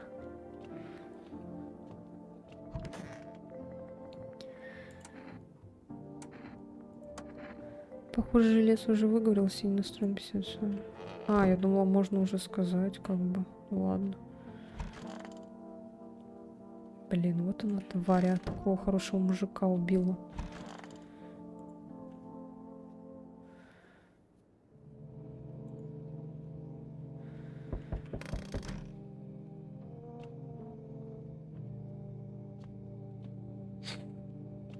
Ну, котик тут сидит. Так, подождите, давайте в окна сначала посмотрим. Сотрудники КЧС осматривают место на недавней бойне. Они забирают все снаряжение и оружие у мертвых солдат, чтобы оно не досталось мародерам. Наверное, рассчитывали, что бледный гость не переживет стычку с толпой вооруженных людей. Теперь мешков с трупами на пару больше. Здесь, короче, те, кто вот только зашел, короче, случилась какая-то аномальная хрень. Солнце начало очень сильно нагревать планету, и очень стало жарко. До того, что все начали сгорать, короче, вот. И из Земли начали выходить какие-то гости, как их называют, вот. И они сейчас вот приходят домой, но иногда они могут выглядеть как обычные люди, вот, и их нужно вычислить. А вычислить их можно по некоторым признакам, которые объявляются по телевизору. Но мне кажется, что вот эти вот признаки иногда бывают неверными, потому что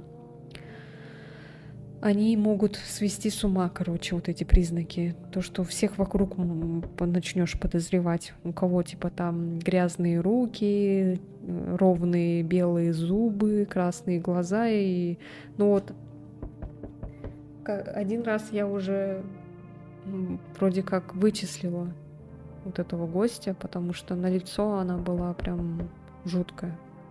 Остальные вроде еще пока не входят в подозрение. Вы видите кол, на который насажен череп в каске. На черепе осталось немного черной обгоревшей кожи, а зубы, похоже, кто-то вырвал. Голова простояла здесь весь день. Вся эта мрачная экспозиция выглядит как угроза, наверняка оставленная тем жутким бледным гостем.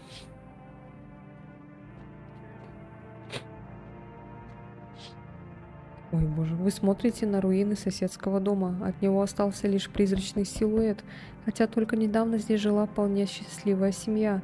Странное чувство охватывает вас, словно вы знали, что это произойдет, будто вы чувствовали, что смерть заглянет в этот дом совсем скоро. У меня что-то с дикцией в последнее время. Что-то уже не могу уже.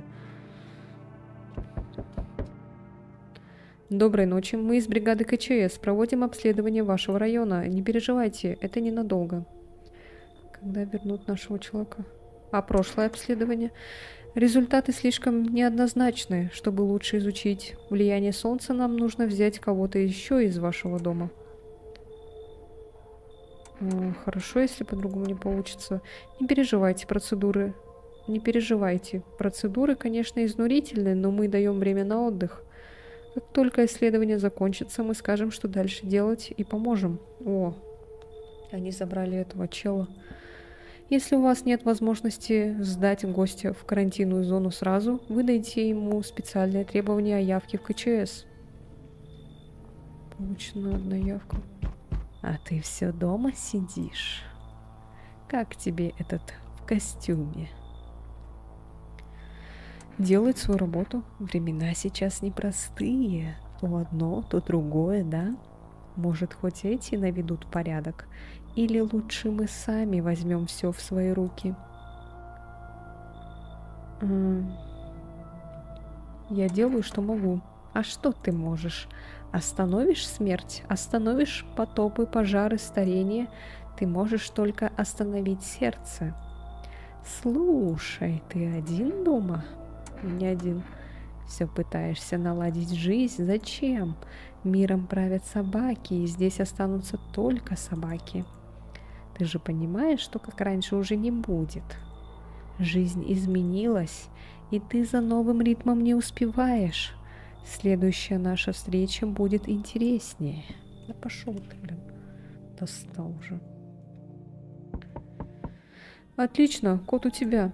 С тем, кто тебе его принес, сам решай, что делать. А откуда ты знаешь про кота? Я могу видеть дальше, чем кто-либо. Мне дали такую возможность. Конечно, мне не все известно, но касательно тебя я знаю, что произойдет, если следовать указаниям. Еще я знаю, что скоро наступит трагедия. Ты тут ни при чем, но тебя это коснется. Интересно, расскажут ли об этом по радио? Послушаешь? Что случится? Не могу сказать, и так уже прозвучало больше, чем стоило бы тебе знать. Можешь воспринимать мои слова как просьбу, но будет хорошо, если ты не будешь никого проверять 2 дня подряд. Когда пришел впервые сюда, я почувствовал что-то странное. Сейчас этого ощущения меньше. Видимо, мы все делаем правильно. Надеюсь, увидимся через несколько дней. 2 дня подряд надо никого не проверять. О, Брайан, привет. Привет, надеюсь, моя внешность не помешает пустить меня. А что с тобой? В том-то и дело, что ничего. Стоило всего лишь родиться с дефектами кожи, так все.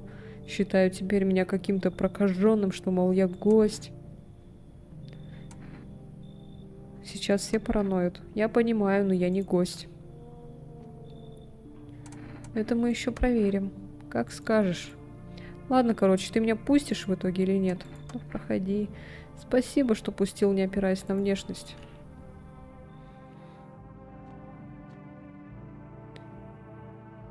Ой, загрузка.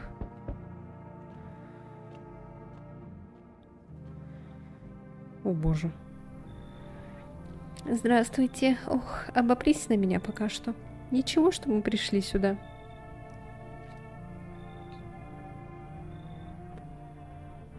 Вы обе больны или только одна из вас? Мы все в разной степени больны депрессией. Мы понимали, к чему все идет еще до начала проблем с Солнцем. Вы же следили за новостями? Все шло к этому, но я думаю, до полноценного взрыва все равно не дойдет. Что будете делать дальше? Мне нужно найти место, где сестра почувствует себя немного спокойнее, а потом срежиссируем новую жизнь. Думаете, дальше жить невозможно? Какие у вас характеристики ПК? Ой, блин. Ну, я недавно обновила видеокарту. Она у меня 5060, процессор i5.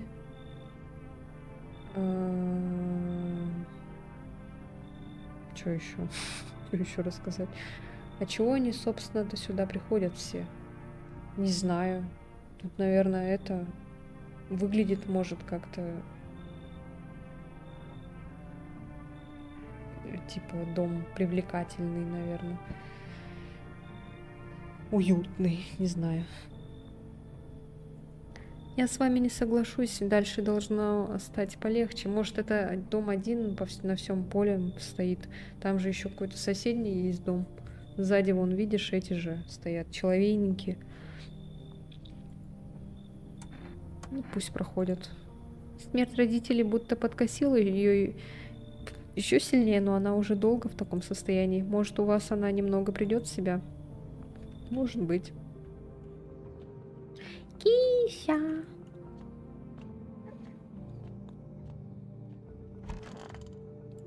Спад. Блять, опять кого-то убили. Внимание, срочные новости. Солнце наносит ответный удар, в лесах бушуют массовые пожары. Эксперты полагают, что причиной возгорания является аномальная солнечная активность. Пока трудно оценить масштаб происходящего, однако пожарные бригады близлежащих городов уже направлены к очагам возгорания. Несмотря на пожары, гости продолжают терроризировать население. КЧС сообщили о новом признаке гостей – снимок на фотопленку ауры. Если вы обнаружите странные темные пятна на снимке, это явный признак того, что перед вами гость. На этом все. Сохраняйте спокойствие, не покидайте дома в дневное время. Далее реклама. С каждым днем все труднее найти гостя. Признаки это хорошо, но как насчет бескомпромиссно гарантированных способов? Это феноменальная новинка, специальная фотопленка. Благодаря ей вы сможете отличить человека от злобного гостя. Фотографируя на нашу пленку, вы... А вы бы не хотели пройти Call of Duty Modern Warfare 4 2007 года или ремастерд версию? Игра прикольная. Нет, я не очень люблю серии Call of Duty. Я люблю только первую, наверное, часть из-за того, что в детстве когда-то по ностальгии. Ну, не я, конечно, играла там. Я просто смотрела, как играет мой брат. Вот. Ай, когда там с этими, со всякими, с фашистами воевали. А так я не очень люблю этот шутеры.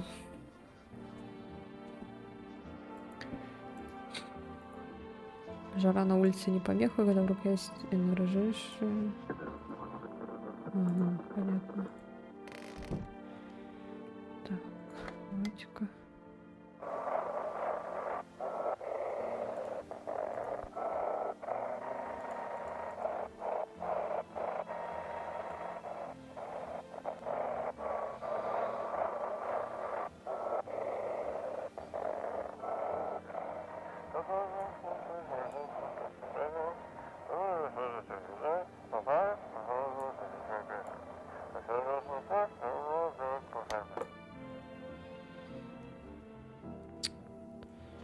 Ничего не успела прочитать я.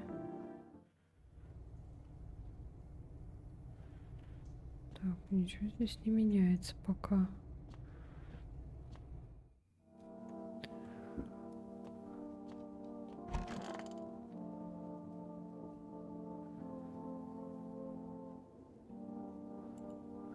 Надо только собраться силами, дал бы кто еще этих сил. Выдать явку в КЧС. О, я могу кому-то эту дать. Как твоя сестра? Мне приходится ей помогать очень во многом. Вчера мне удалось искупать ее в ванне дома, она не могла даже залезть туда. Пока изменений никаких, но спасибо за внимание. Людям с депрессией очень непросто. Я боюсь, что в какой-то момент нам надо будет бежать, она просто не найдет в себе сил. Или не сможет поесть просто потому, что на это нет сил. Я и сама устала, пожалуй, отдохну немного. Вот и конец. Ну-ка, давайте-ка проверим. Делаю уже. Что-то после только считаешь нужным.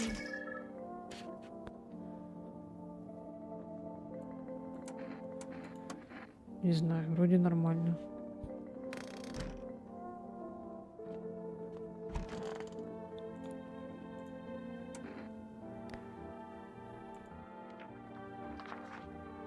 Что это? Ладно, я возьму. Же выпить охоту. А, блин, он же от нее наоборот скрывает. А я ему выдала ее. Блять, ладно.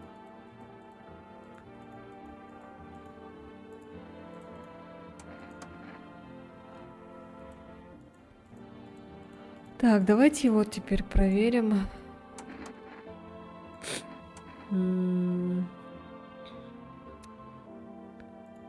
Ну-ка.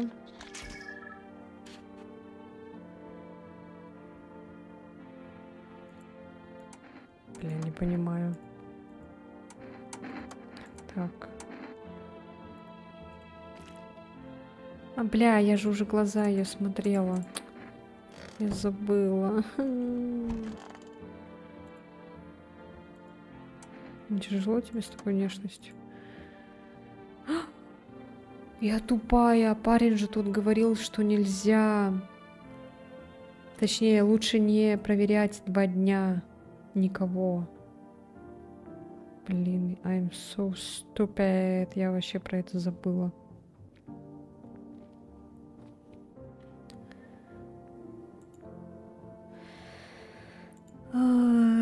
Число себя. Только теперь предрассудки приумножились, ведь сейчас речь идет о выживании. И, разумеется, мой внешний маркер того, что я в кости. Так, ладно. Никого. Никого.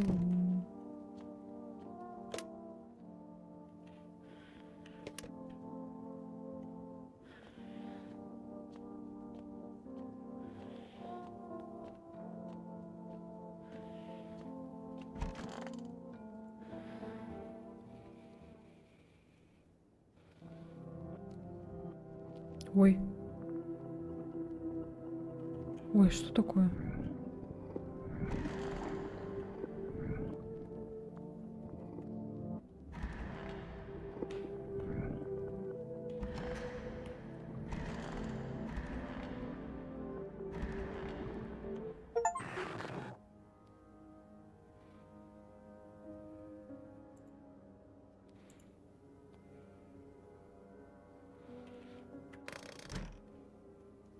О!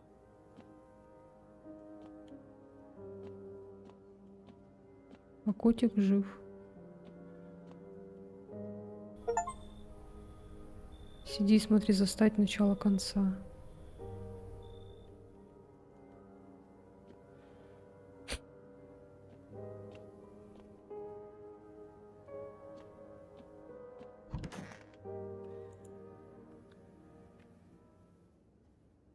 Никого не осталось. Это из-за сна? Внимание, срочная новость из соседнего города. Поступает сообщение о беспорядках на улице. Из-за невыясненных обстоятельств город находится в оцеплении КЧС. Просим вас... Я вот устала читать, блин. У меня уже все... Блин. Тут из-под земли нет. Желтая пресса.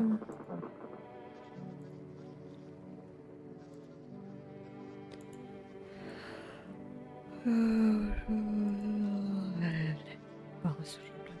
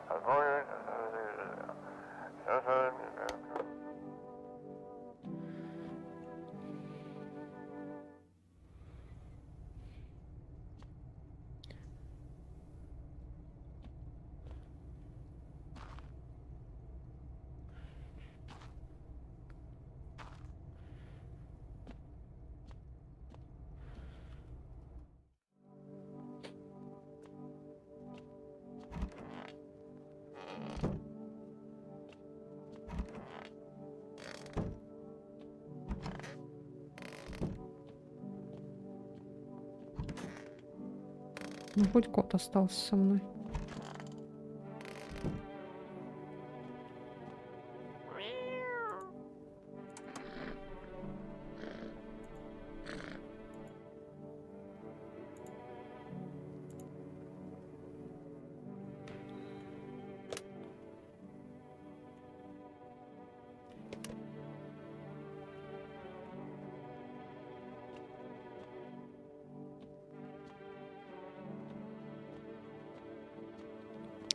О.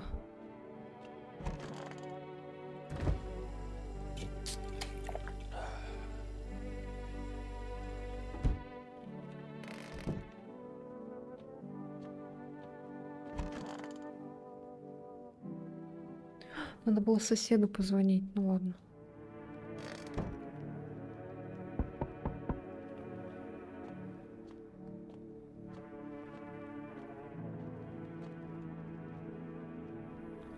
О, привет! Тут кто-то есть? Хорошо, я жестко заряжен энергией, но даже энержека уже не помогает отдохнуть бы. И нет для тебя зарядки. Так, у меня энержека есть с собой. Я взял с собой столько, чтобы прям хватило, даже не спрашивая, где ее прячу. Хожу на ночном движении, так что пока не бахнула куда-нибудь, дойду. Эти похождения тебя не спасут. Ну а вот ты дома сидишь, это спасает? Ну да, ты ж живой, отвечаешь мне. Но я и не мертв, получается, и ты, и я правы. Можем опытом обменяться по выживанию. Эх. Ты от кого-то убегаешь? Ты меня не слушаешь. Говорю же, просто смотрю, как кто-то выживает. Видел несколько интересных мест, но в основном скучно. В панике не открывает или стреляет во все, что движется. Стратегия так себе сейчас. Ты, короче, устал на пороге стоять. Если впустишь, расскажу еще всякого. О, балдеж, расскажешь тогда, что у тебя тут интересного. Я тоже вкину чего, почирикаем. Здравствуйте, пустите в дом, пожалуйста. Да, если можете, пустите, пожалуйста. Я из общежития же, но мне пришлось уйти оттуда. Сотрудники КЧС, они явились и сказали, что обязаны проверить всех, кто там жил. Ну как пошел слух, что прокаженных забирают в карантинные зоны, я не хочу попадать туда. Спасибо вам огромное. Вот есть энержека. Это немного, но надеюсь, вам пригодится. Ой, блядь.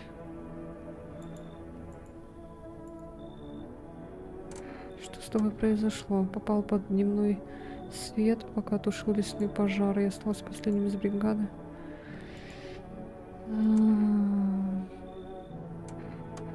Больницы, нет больше никаких больниц, приятель. С приходом гостей больницы потеряли свой смысл. Тяжело лечиться, если ты не доверяешь тому, кто тебя лечит.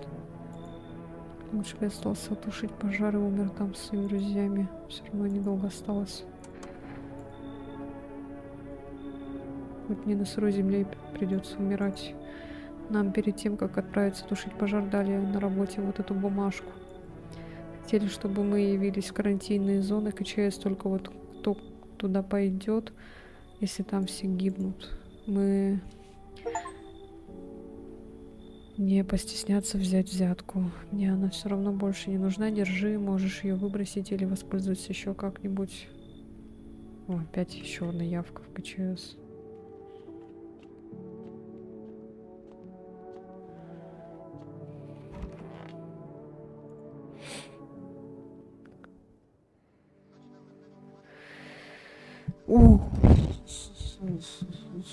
Добрый день, в эфире новости. Важное сообщение. Стали известного подробности о событии в городе. Одна из карантинных зон подверглась атаке неизвестного вооруженного человека. Да, неизвестно о причинах диверсии, а также имел ли стрелок. Ой. Тишина — это признак смерти. Страшная опустошающая тишина. Страшная пустоты звон похоронных колоколов. Колоколов что-то растет в ушах. Остается только серо, грязные мысли. Ей живут гости. Гости путаются в паутине мыслей. Колокола линии громче, серы больше. Далее репортаж временной преступной утилизации тел. Сегодняшнее событие вызвало массу теорий о произошедшем. Показания очевидцев разнятся. Сообщают как об одиноком стрелке, так и о целой группе вооруженных людей в капюшонах. Но самая большая трудность ждет нас еще впереди из-за того, что город оцеплен. Утилизация тел в близлежащих районах временно приостановлена, однако...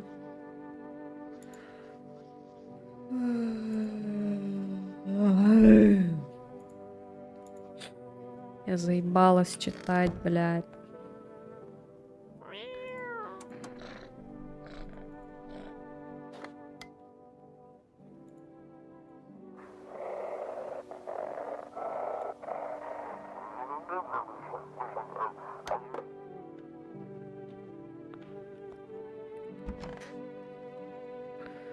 Чутко жарко. Ты что, решил отдать ее обратно? Теперь меня заберут. Получить явку КЧС от пожарной и вернуть ему обратно.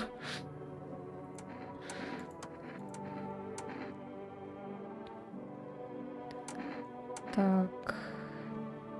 Фото, наверное.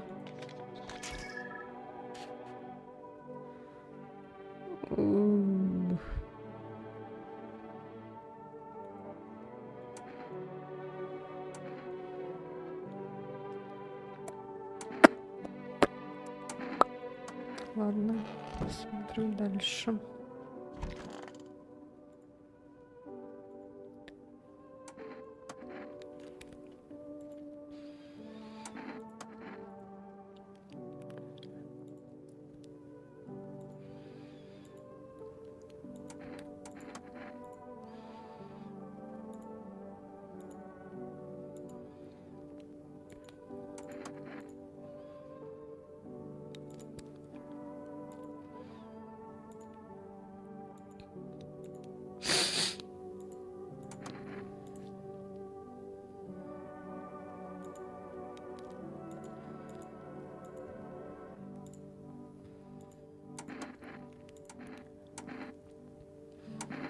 Так. Давай-ка уж твой проверим.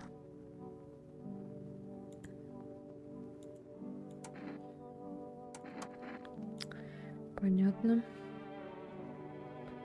Кто сдолбил всю куриную соль в доме? А, кухонную куриную.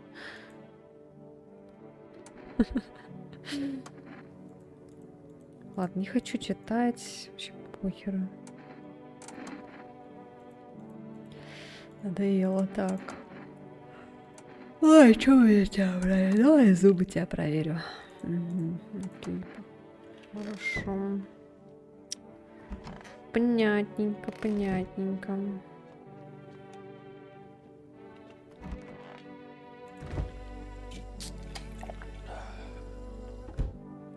Ну-ка.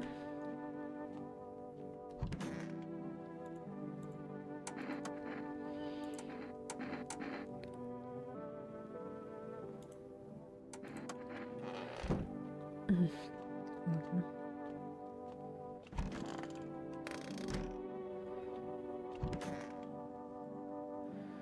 Мне надо осмотреть себя. Эй! А чё он себя не осматривает?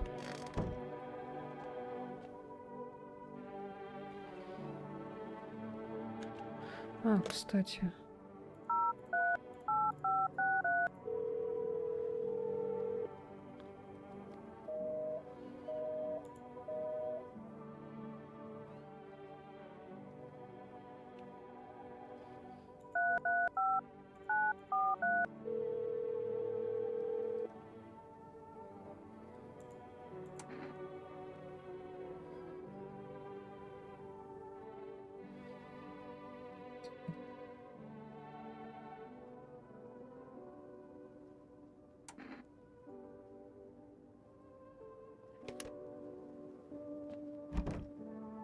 Ой. Где? Ой, бля, я испугалась, где кот.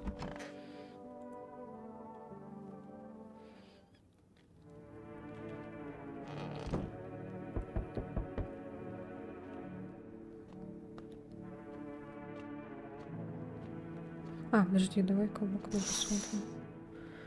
У домов столпились небольшие группы людей с вещами. Они тихо перешептываются, чтобы сотрудники ЧС их не услышали.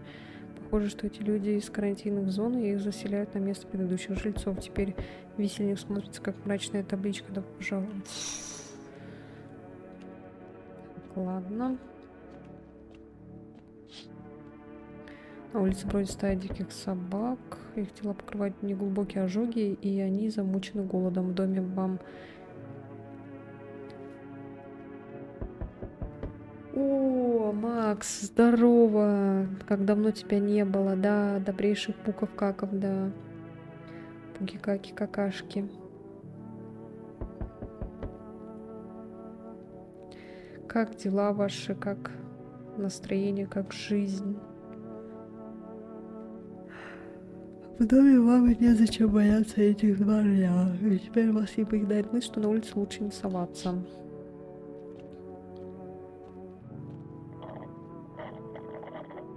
Так, понятно.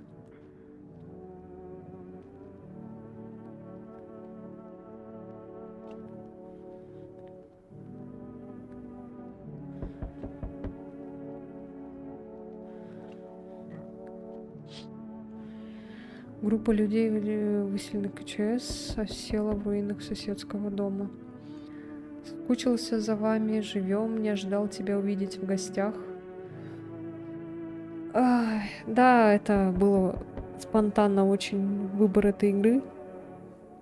Я думала, сегодня в Silent Hill будем играть, но она меня так затушила, эта игра, просто вообще. Так, осела в руинах соседского дома, хоть от него мало что осталось, подвал, судя по всему, уцелел. Все-таки им удалось найти безопасный островок, но как долго они смогут прятаться? Угу. Здравствуйте, нам нужно взять у вас еще людей. Чем скорее, тем лучше. Что происходит в городе. Последствия будете припираться, взрывы будут и в других местах. Укрывательство гостей приводит к их непредсказуемому увеличению их числа, а значит и к росту насилия. Когда вы разберетесь с этими гостями, если бы это было так легко, к ЧС не создали бы. Просто дайте сделать нам свою работу, мы держим ситуацию под контролем. И что дальше? Нам нужно забрать у вас людей, нужно сразу 2, это ускорит нашу работу, так будет лучше. Хорошо, если это поможет, да, это поможет. Спасибо, что услышали меня. Мы сейчас заберем 2, но скоро вернем всех. И разберемся с гостями. Пипец.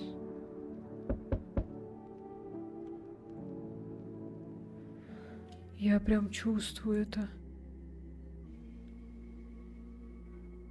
Что ты почувствовал? Смерть. Смерти очень нравится твой дом.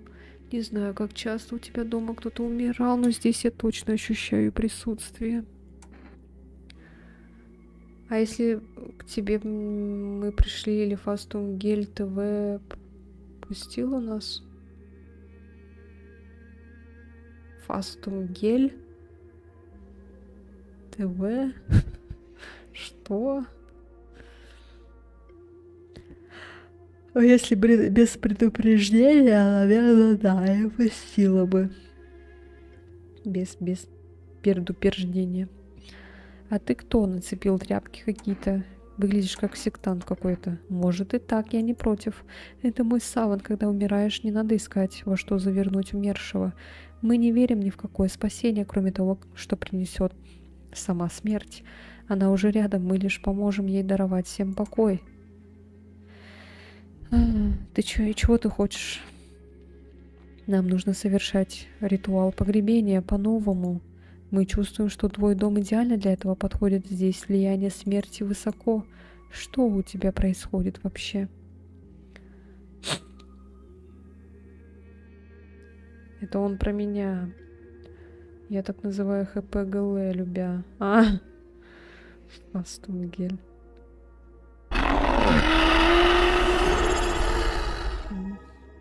Блядь, Даша. Сумасшедшая. Спасибо. Спасибо тебе за подписку. Я с вами 5 месяцев. Блин. Ну ты сумасшедшая, конечно. Вообще. Эх. Чё, уже все поиграли, что ли? Все, загонжили. Загонжил здесь дрим. Лена аж покраснела.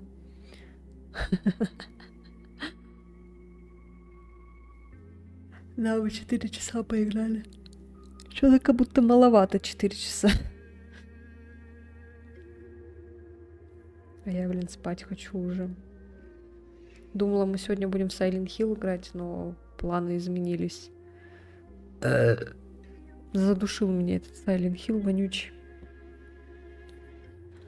В любом случае, пожалуйста, впусти моих людей и охраняй их. Пока они делают свои задачи, они должны выжить. Не горю желанием о ком-то заботиться. Тогда может случиться так, что ты все же загоришься. Ты пригляди за моими людьми и помни, умрет один, и от твоего дома ничего не останется. Прости, я знаю, что это неприятно, но по-другому своих целей не добиться. Мне не нравятся угрозы, но я готов помочь. Я тогда вас всех перестреляю. Ты же не думаешь, что это все, кто у нас есть? Придут другие, пока вы будете спать, вас зальют бензином и подожгут. Даже если и выживете, то вы потеряете дом. Куда бежать? Одним словом, поддержи моих людей у себя. Скорее всего, это ненадолго. Да вы достали.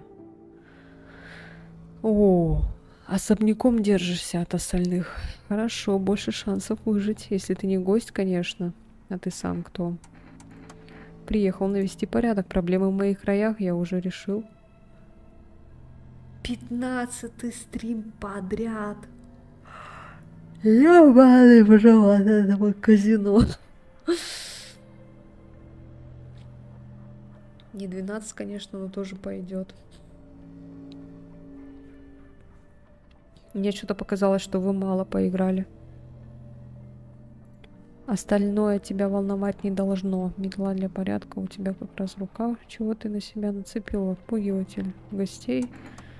Отпугиватель? А, ты про ожерелье. Ну да, хорошо сказано, я запомню. Это как напоминание о себе, сколько же удалось зачистить домов, городов. Чаще всего дергаю по одному зубу у гостей. Их проще всего вынимать. У меня уже 60 тысяч малышей в попе камышей. Ничего себе. Ого, я уже и не помню, какая у меня была серия просмотров. А ты же это...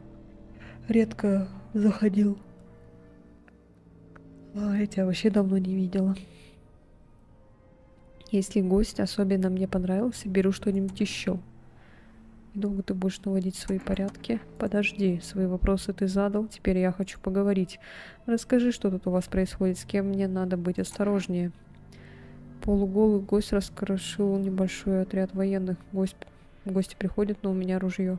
КЧС забирает людей, не уверен, что их вернут. Так, один, полуголый, то есть без брони. Вот это интересно. Ты его даже видел? Думаю, видел. Вряд ли ты из тех пустозвонов, что услышали сплетню и тут же ее разносят. Заинтриговал, я приду позже. О! Здравствуйте, доставка еды for Rest. О, спасибо. Вот ваш заказ. Кошачий корм. Хорошего дня. Ой, то есть ночи. Извините, еще не привык. Блин, курьеры работают даже в такое время, блин. Просто апокалиптическое.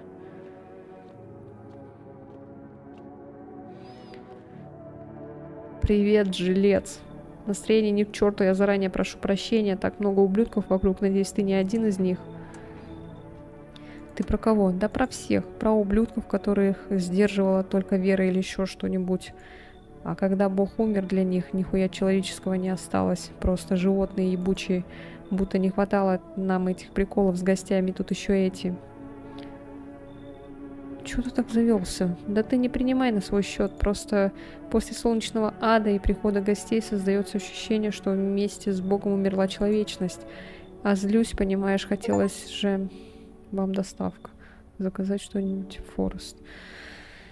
Ой, а злюсь, понимаешь. Хотелось же нормальными делами заниматься. А я музыку писал сейчас-то, оно нахуй не нужно никому. Просто стараюсь не становиться частью ни одного из этих лагерей. Да проходи. Ты не переживай, я не буду реагировать на других или кого-то ебашить. Я вымещаю на себе ярость, никто не пострадает. Окей, окей.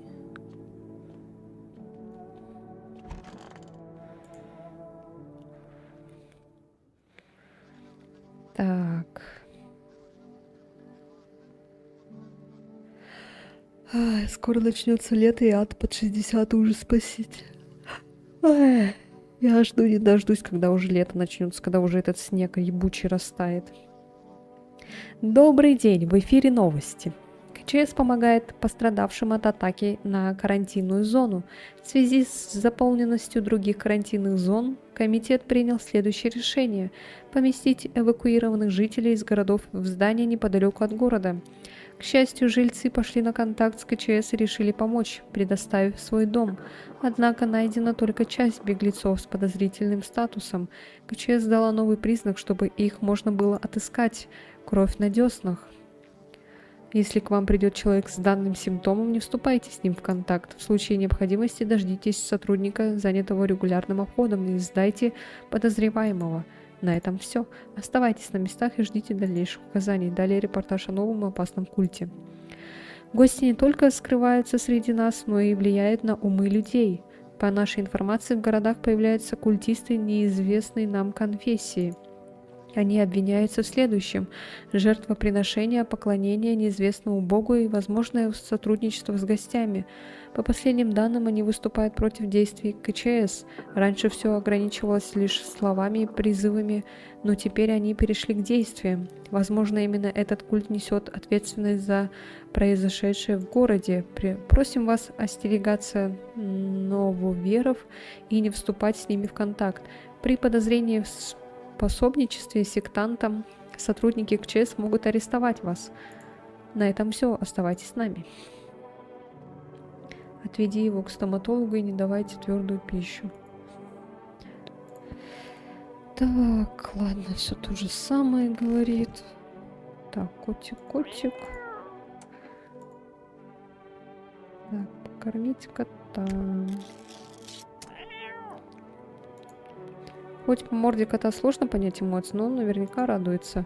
У вас есть странное чувство, что этой ночью можно спать спокойно, будто мохнатый питомец в знак благодарности поделится одной из своих жизней. Кто знает, может, смерть обойдет ваш дом стороной этой ночью. Нифига себе.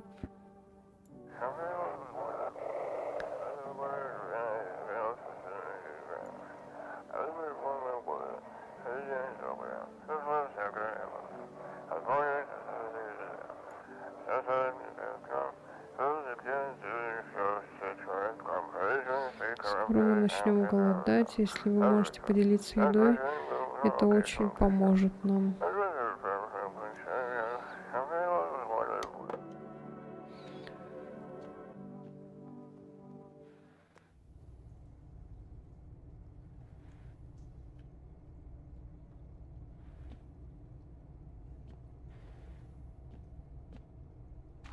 Пока что непонятно. Зачем этот подвал? Блять, это что такое? Господи. Черт, как же все это хреново. Что случилось с твоим братом? Ну, если кратко, его забрали в КЧС, и больше я его не видел. Но вообще он был моряком, и эта куртка он мне привез в подарок из-за границы, пока плавал по работе. Я ждал, что он мне привезет в качестве сувенира какую-нибудь ручку с переливающейся картинкой или магнитик, а он раскошелился на целую куртку. Я был очень рад такому подарку. Я не так часто общался с братом, по правде говоря, но было приятно, что он подумал обо мне. Признаюсь, из-за нее у меня бывали и проблемы. Такой ведь нигде не достанешь. Вот и пытались ее иногда отжать, но я ее никому не отдам. Это не просто куртка, это память о моем брате. Надеюсь, с ним все хорошо. Так. Ой, подожди, что я... Кто вы? Заблудшие души, такие же, как и все люди на этой грешной земле. Мы жаждем мира и спокойствия и знаем, как этого достичь. Смерть. Почему человек боится ее? Дело в неизведанности или в наказании, которое навязали нам религии. Мы тысячелетиями искали смысл жизни, и все оказалось очень-очень просто. Смерть — это наше предназначение, а мы ее последователи. На твоем лице испуг, ты боишься? Ты верно подметил, домовладелец. В отличие от моих братьев по вере, я все еще борюсь со страхом. Меня терзают сомнения, что же там за гранью жизни. На что это похоже? Наш наставник учит нас, что это не рай и не ад, это нечто иное, но у меня это в голове не укладывается. Если даже наставник сам не до конца знает, что же такое смерть, сможем ли мы когда-либо постичь ее? Вдруг прикосновение к ней недостаточно, и она непостижимо вовсе, но я не смею оспаривать волю нашего наставника, ибо в глазах его я вижу уверенность и знание. Он просит нас преисполниться веры и решимости и быть готовыми. Только так у нас получится пересечь реки мертвых и горы костей, что скрывают те земли, и прийти к ней, к смерти. Мы надолго ко мне? Не переживай, домовладелец, с нами не будет проблем. Мы очень ценим твое гостеприимство и не хотим тебя гневать. Ты и так многое делаешь для нас. Мы будем сидеть в этой комнате и тихо молиться. Нам надо отдохнуть перед тем, как переселяться, ведь путь наш будет долгим и непростым.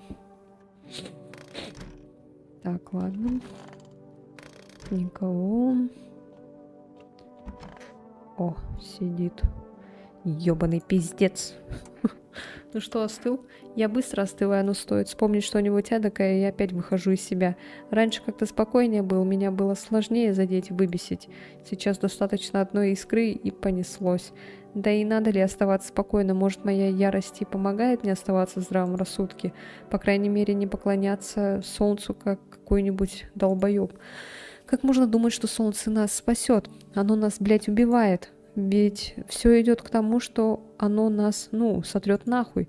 Но этим кончелыгам невдомек. Нет, ладно, все, я спокоен, все. Спасибо, что выслушал. Так, мне надо тебя проверить. Я хочу его подмышки проверить. Вообще похуй. Что там? Волосатые? Опа.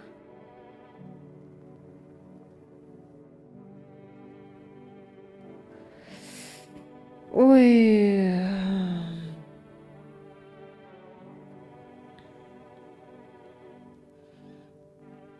А это уже как-то странно. А вдруг он тоже гость? Только, конечно, он такой странный гость. Начинающий гость. Да, меня бесит, когда волосню под мышками оставляют, как будто ебучий кустарник там растить собрались. Ладно, короче, бреешь, да? Угу. Вроде видно, да, как будто что бреет. Так. Так, можно еще этих тогда проверить. Вот этого, наверное, проверим. Глаза. Я покажу вам глаза, только если честно, я немного нервничаю, судите строго. Так, ну вроде нормально. Воспаление.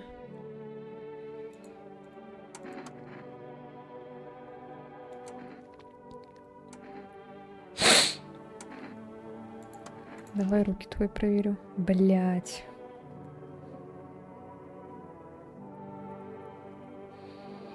Ну, пиздец. Ладно, гуляй, Вася.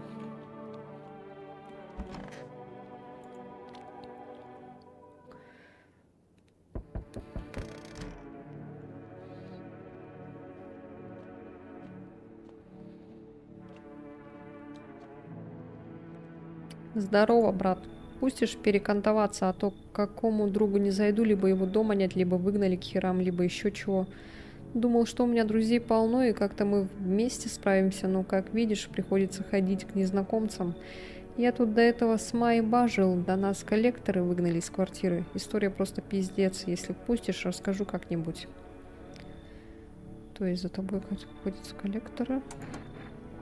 Не, брат, не за мной, за моей мамой. Понимаешь, она меня защитить хотела, а вот ничего и не рассказывала. Но я не буду обузой, все расскажу, только впусти меня, брат. Ну, проходи.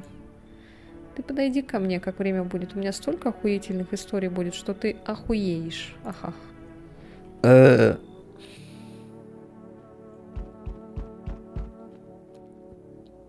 Чувствуешь? Перемены тебя преследуют. Я тоже. А вот отдельному человеку перестало умирать. Ведь у него лишь только слово, но какое?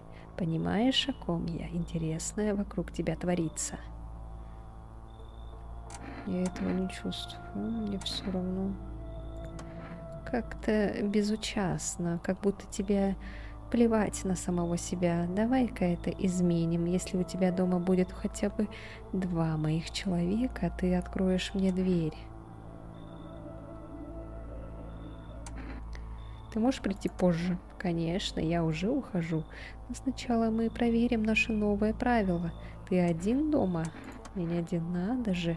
Даже моих людей не так уж много, что говорить о вас, запертых в своих домах. Перемены еще не самое жуткое, что тебя ждет. Ты же не думаешь, что я тут главный какой-то? Есть силы и повыше меня. Я только исполню эту волю. Ну, до встречи. Блядь, заебал. Достал приходить. Простите, что я вас тревожу, мне очень плохо. Я могу вам излить душу? Кто вы? Воспитательница из детского сада. Я брала брошенных детей к себе под опеку в здании, где раньше был детский сад. Они остались без родителей по разным причинам. Кого-то забрали КЧС, кого-то убили, а кто-то отказывался от собственного ребенка, когда обнаруживал у него признак гостя. Но теперь всех детей убили, никто не уцелел из-за пожара. Почему произошел пожар? Из-за людей. Кто-то прознал, что я беру к себе под опеку детей с признаками гостей. Во что превратились люди? Решили устроить самосуд над несчастными малышами? За что с ними так? Они же ни в чем не виноваты. Люди подожгли детский сад и заставили меня смотреть. Простите, я вижу, у вас тут есть паренек в куртке. Я не могу остаться с таким человеком в одном доме. Мне кажется, он похож на тех самых людей, которые детишек. Простите. В смысле? Он же нормальный.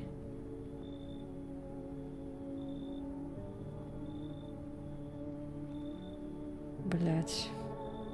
И что делать? Капец, мы долго играем.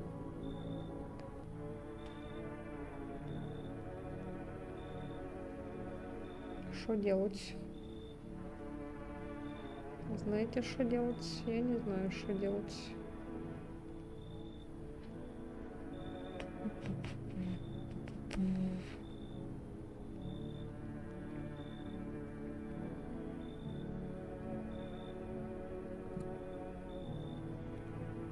Ой, блин. Ну, как будто хочется ее впустить. Ну, почему она прячет свою зюби? Зюби. Зюби. Ой, этот жопа болит уже. Что делать? Ну, давайте прогоним, короче. Спасибо вам.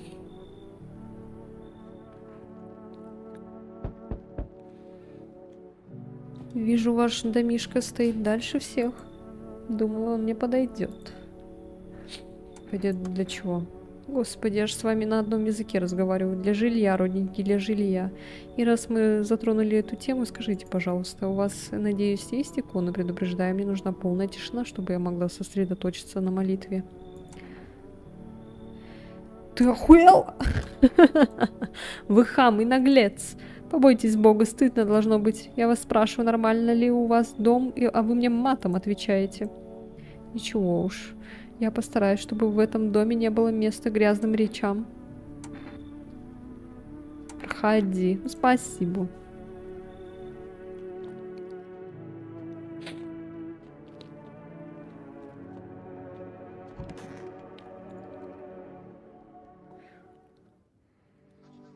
Добрый день, в эфире новости. Ситуация в городе понемногу стабилизируется, но беглецы все еще на свободе.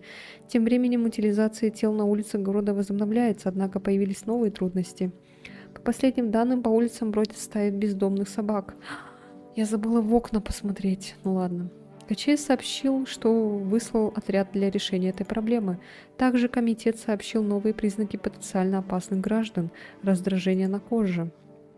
Следствие все еще не может установить точное описание происшествия в городе, и все еще не ясно, были ли у нападавшего сообщники, однако нет сомнений, что КЧС урегулирует эту ситуацию, как и нашествие гостей. Если у вас возникли вопросы о признаках гостей, вы всегда можете позвонить по горячей линии. На этом все. Оставайтесь на месте. Неприятные новости приходят из жарких стран, сильные пожары, пепеляющее солнце и засуха свирепствуют в странах экваториального пояса. Судя по последним сообщениям, жара там настолько сильная, что при касании к земле можно получить ожог третьей степени. Количество жертв на данный момент неизвестно, а эвакуация не представляется возможной. Правительство нашей страны не может связаться с представителями пострадавших государств. Однако, как только ситуация урегулируется, туда будут направлены сотрудники КЧС для помощи в устранении последствий. На этом все. Оставайтесь с нами. Так, ясно. Ясно.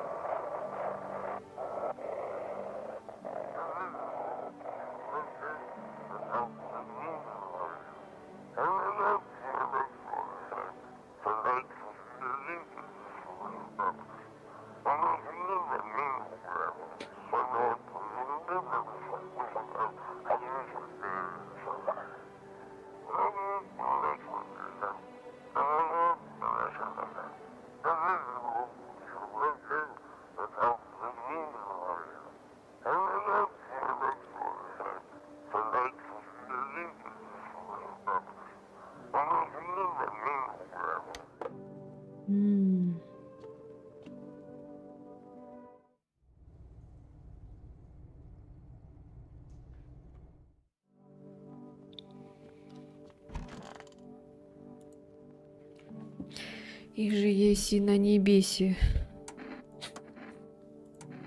Так, ну-ка.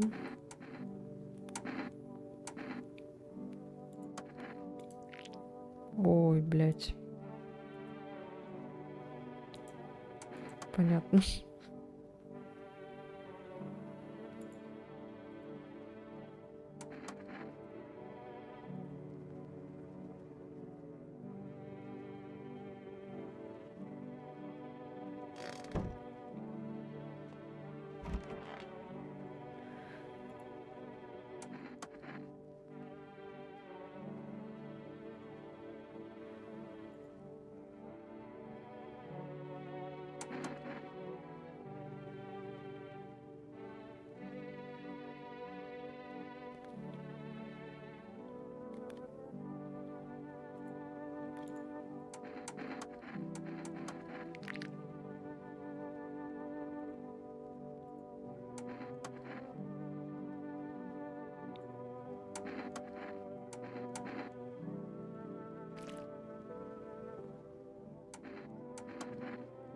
Блядь.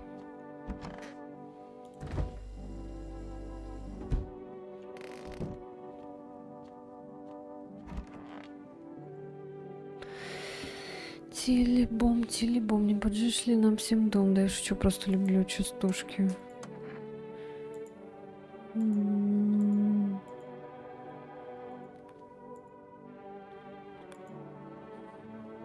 Так.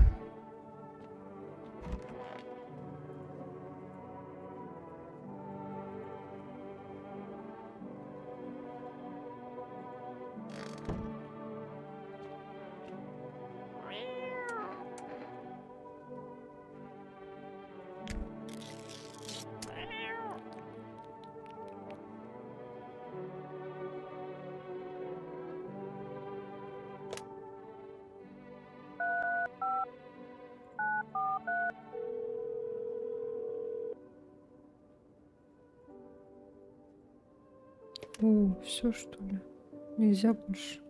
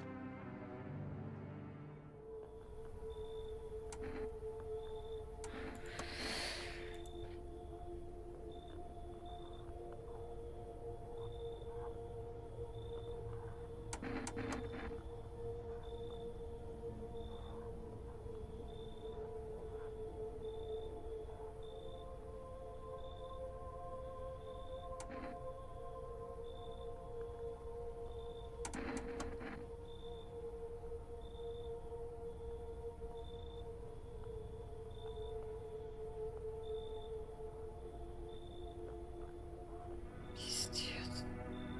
Лучше бы они этих сектантов взяли. Не буду ходить вокруг да около, как мои люди.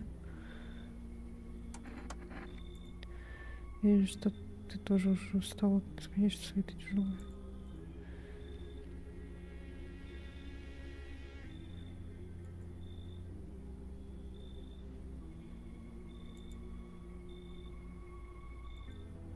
Пиздец.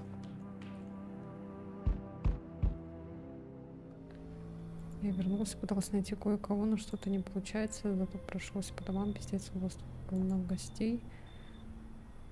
И не только на район. Это предел гостей. Так же, как и ты, я думаю, по телеку и радио говорят о признаках. Стоит проявиться хоть одному, сразу духу вон из такого, раз уж я у тебя снова. Подскажи, а ты не знаешь такого полного мужичка, обычно носит синюю джинсовую куртку? У него еще дочь мелкая, не знаю, сколько ей лет ей. Жена, да хуй с ней.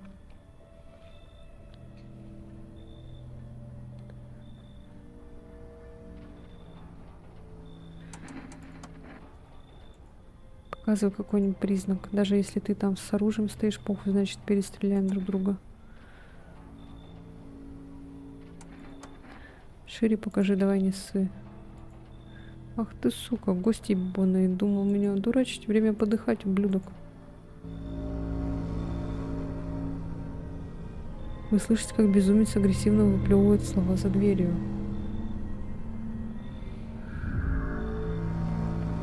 Но вы только выжидаете, надеетесь, что ничего не произойдет.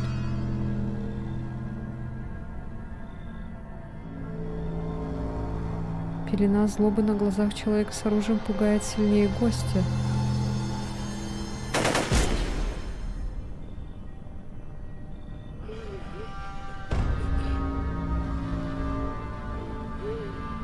Спасибо за фоллоу, кто там подписался. Я слышу его хрипы. Вот тварь зацепил меня.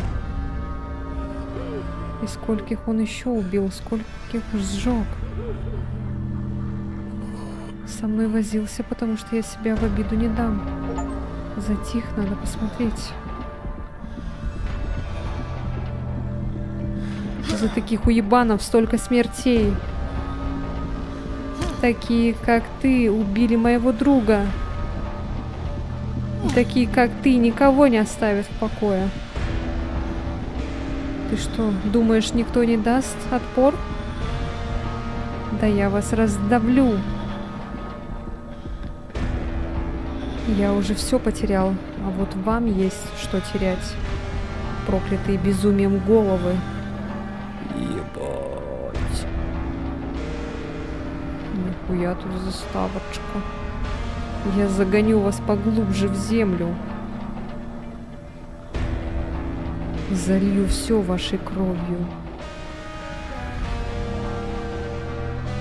Каждый ублюдок с оружием в руках сегодня умрет. Каждый. Это я. Это ты.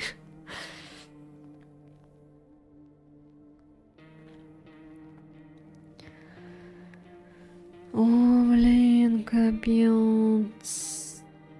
Ну. Так, а что там было написано в достижении? Сейчас посмотрю. По телевизору так сказали, провести первую проверку признака гостя. Ага. 11:60. Блин, какая-то интересная концовка.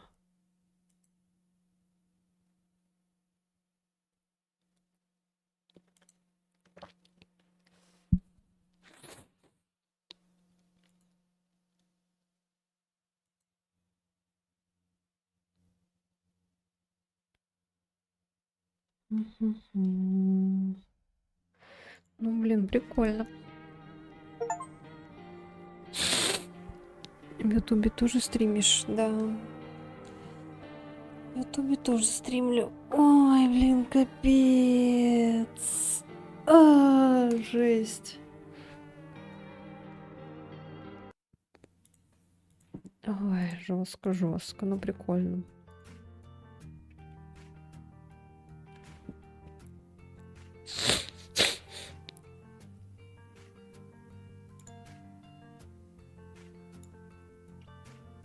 Ой, можно еще потом попробовать там, потому что, мне кажется, много всяких концовок. Да ты прошла игру, что ли? Ну, одну из каких-то концовок я прошла. Там много всяких. Там можно и умереть, типа от этих, от гостей. Можно и одному оставаться, можно и всех перебить. Короче, вообще всякое, много выборов. Много всякого разного выбора. Вот. Можно будет еще потом попробовать какие-нибудь другие на другие концовки выходить. Можно, если что, типа прочекать этот гайд, либо просто перебить всех нахер. Типа вот кто даже чуть-чуть подходит под гостя, сразу же, короче, убивать. Вот.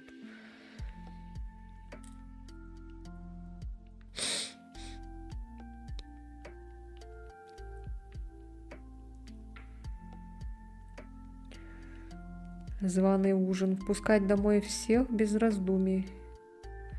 Это достижение есть у 9,7% игроков.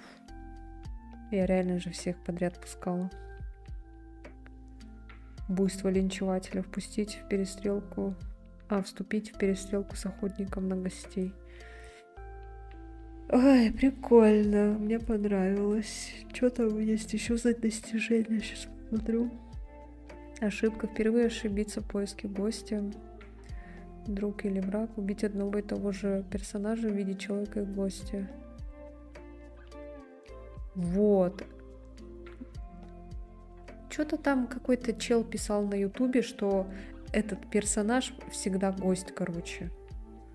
Тут вот достижение есть убить одного и того же персонажа в виде человека и гостя. Они тут рандомные могут быть. Не может быть такого, что всегда гость или человек. Дом живых. Первую неделю не дать гостям никого убить. Бля, это нереально, мне кажется. Это конец. Дожить до конца. Дом с историей. Прикоснуться к прошлому дому. Кто вообще пьет эту жижу? Пройти игру, ни разу не используя чайный гриб. Зомбоящик. Посмотреть все передачи по телевизору. Сомелье. Попробовать все, что только можно. Смотри, учись. Показать юноше, что такое убийство. Верный слушатель. Услышать все сообщения по радиоприемнику. Завтра. Короче, тут вообще много всего. Тут еще скрытых достижений 31 штука. Так, вот такие вот дела.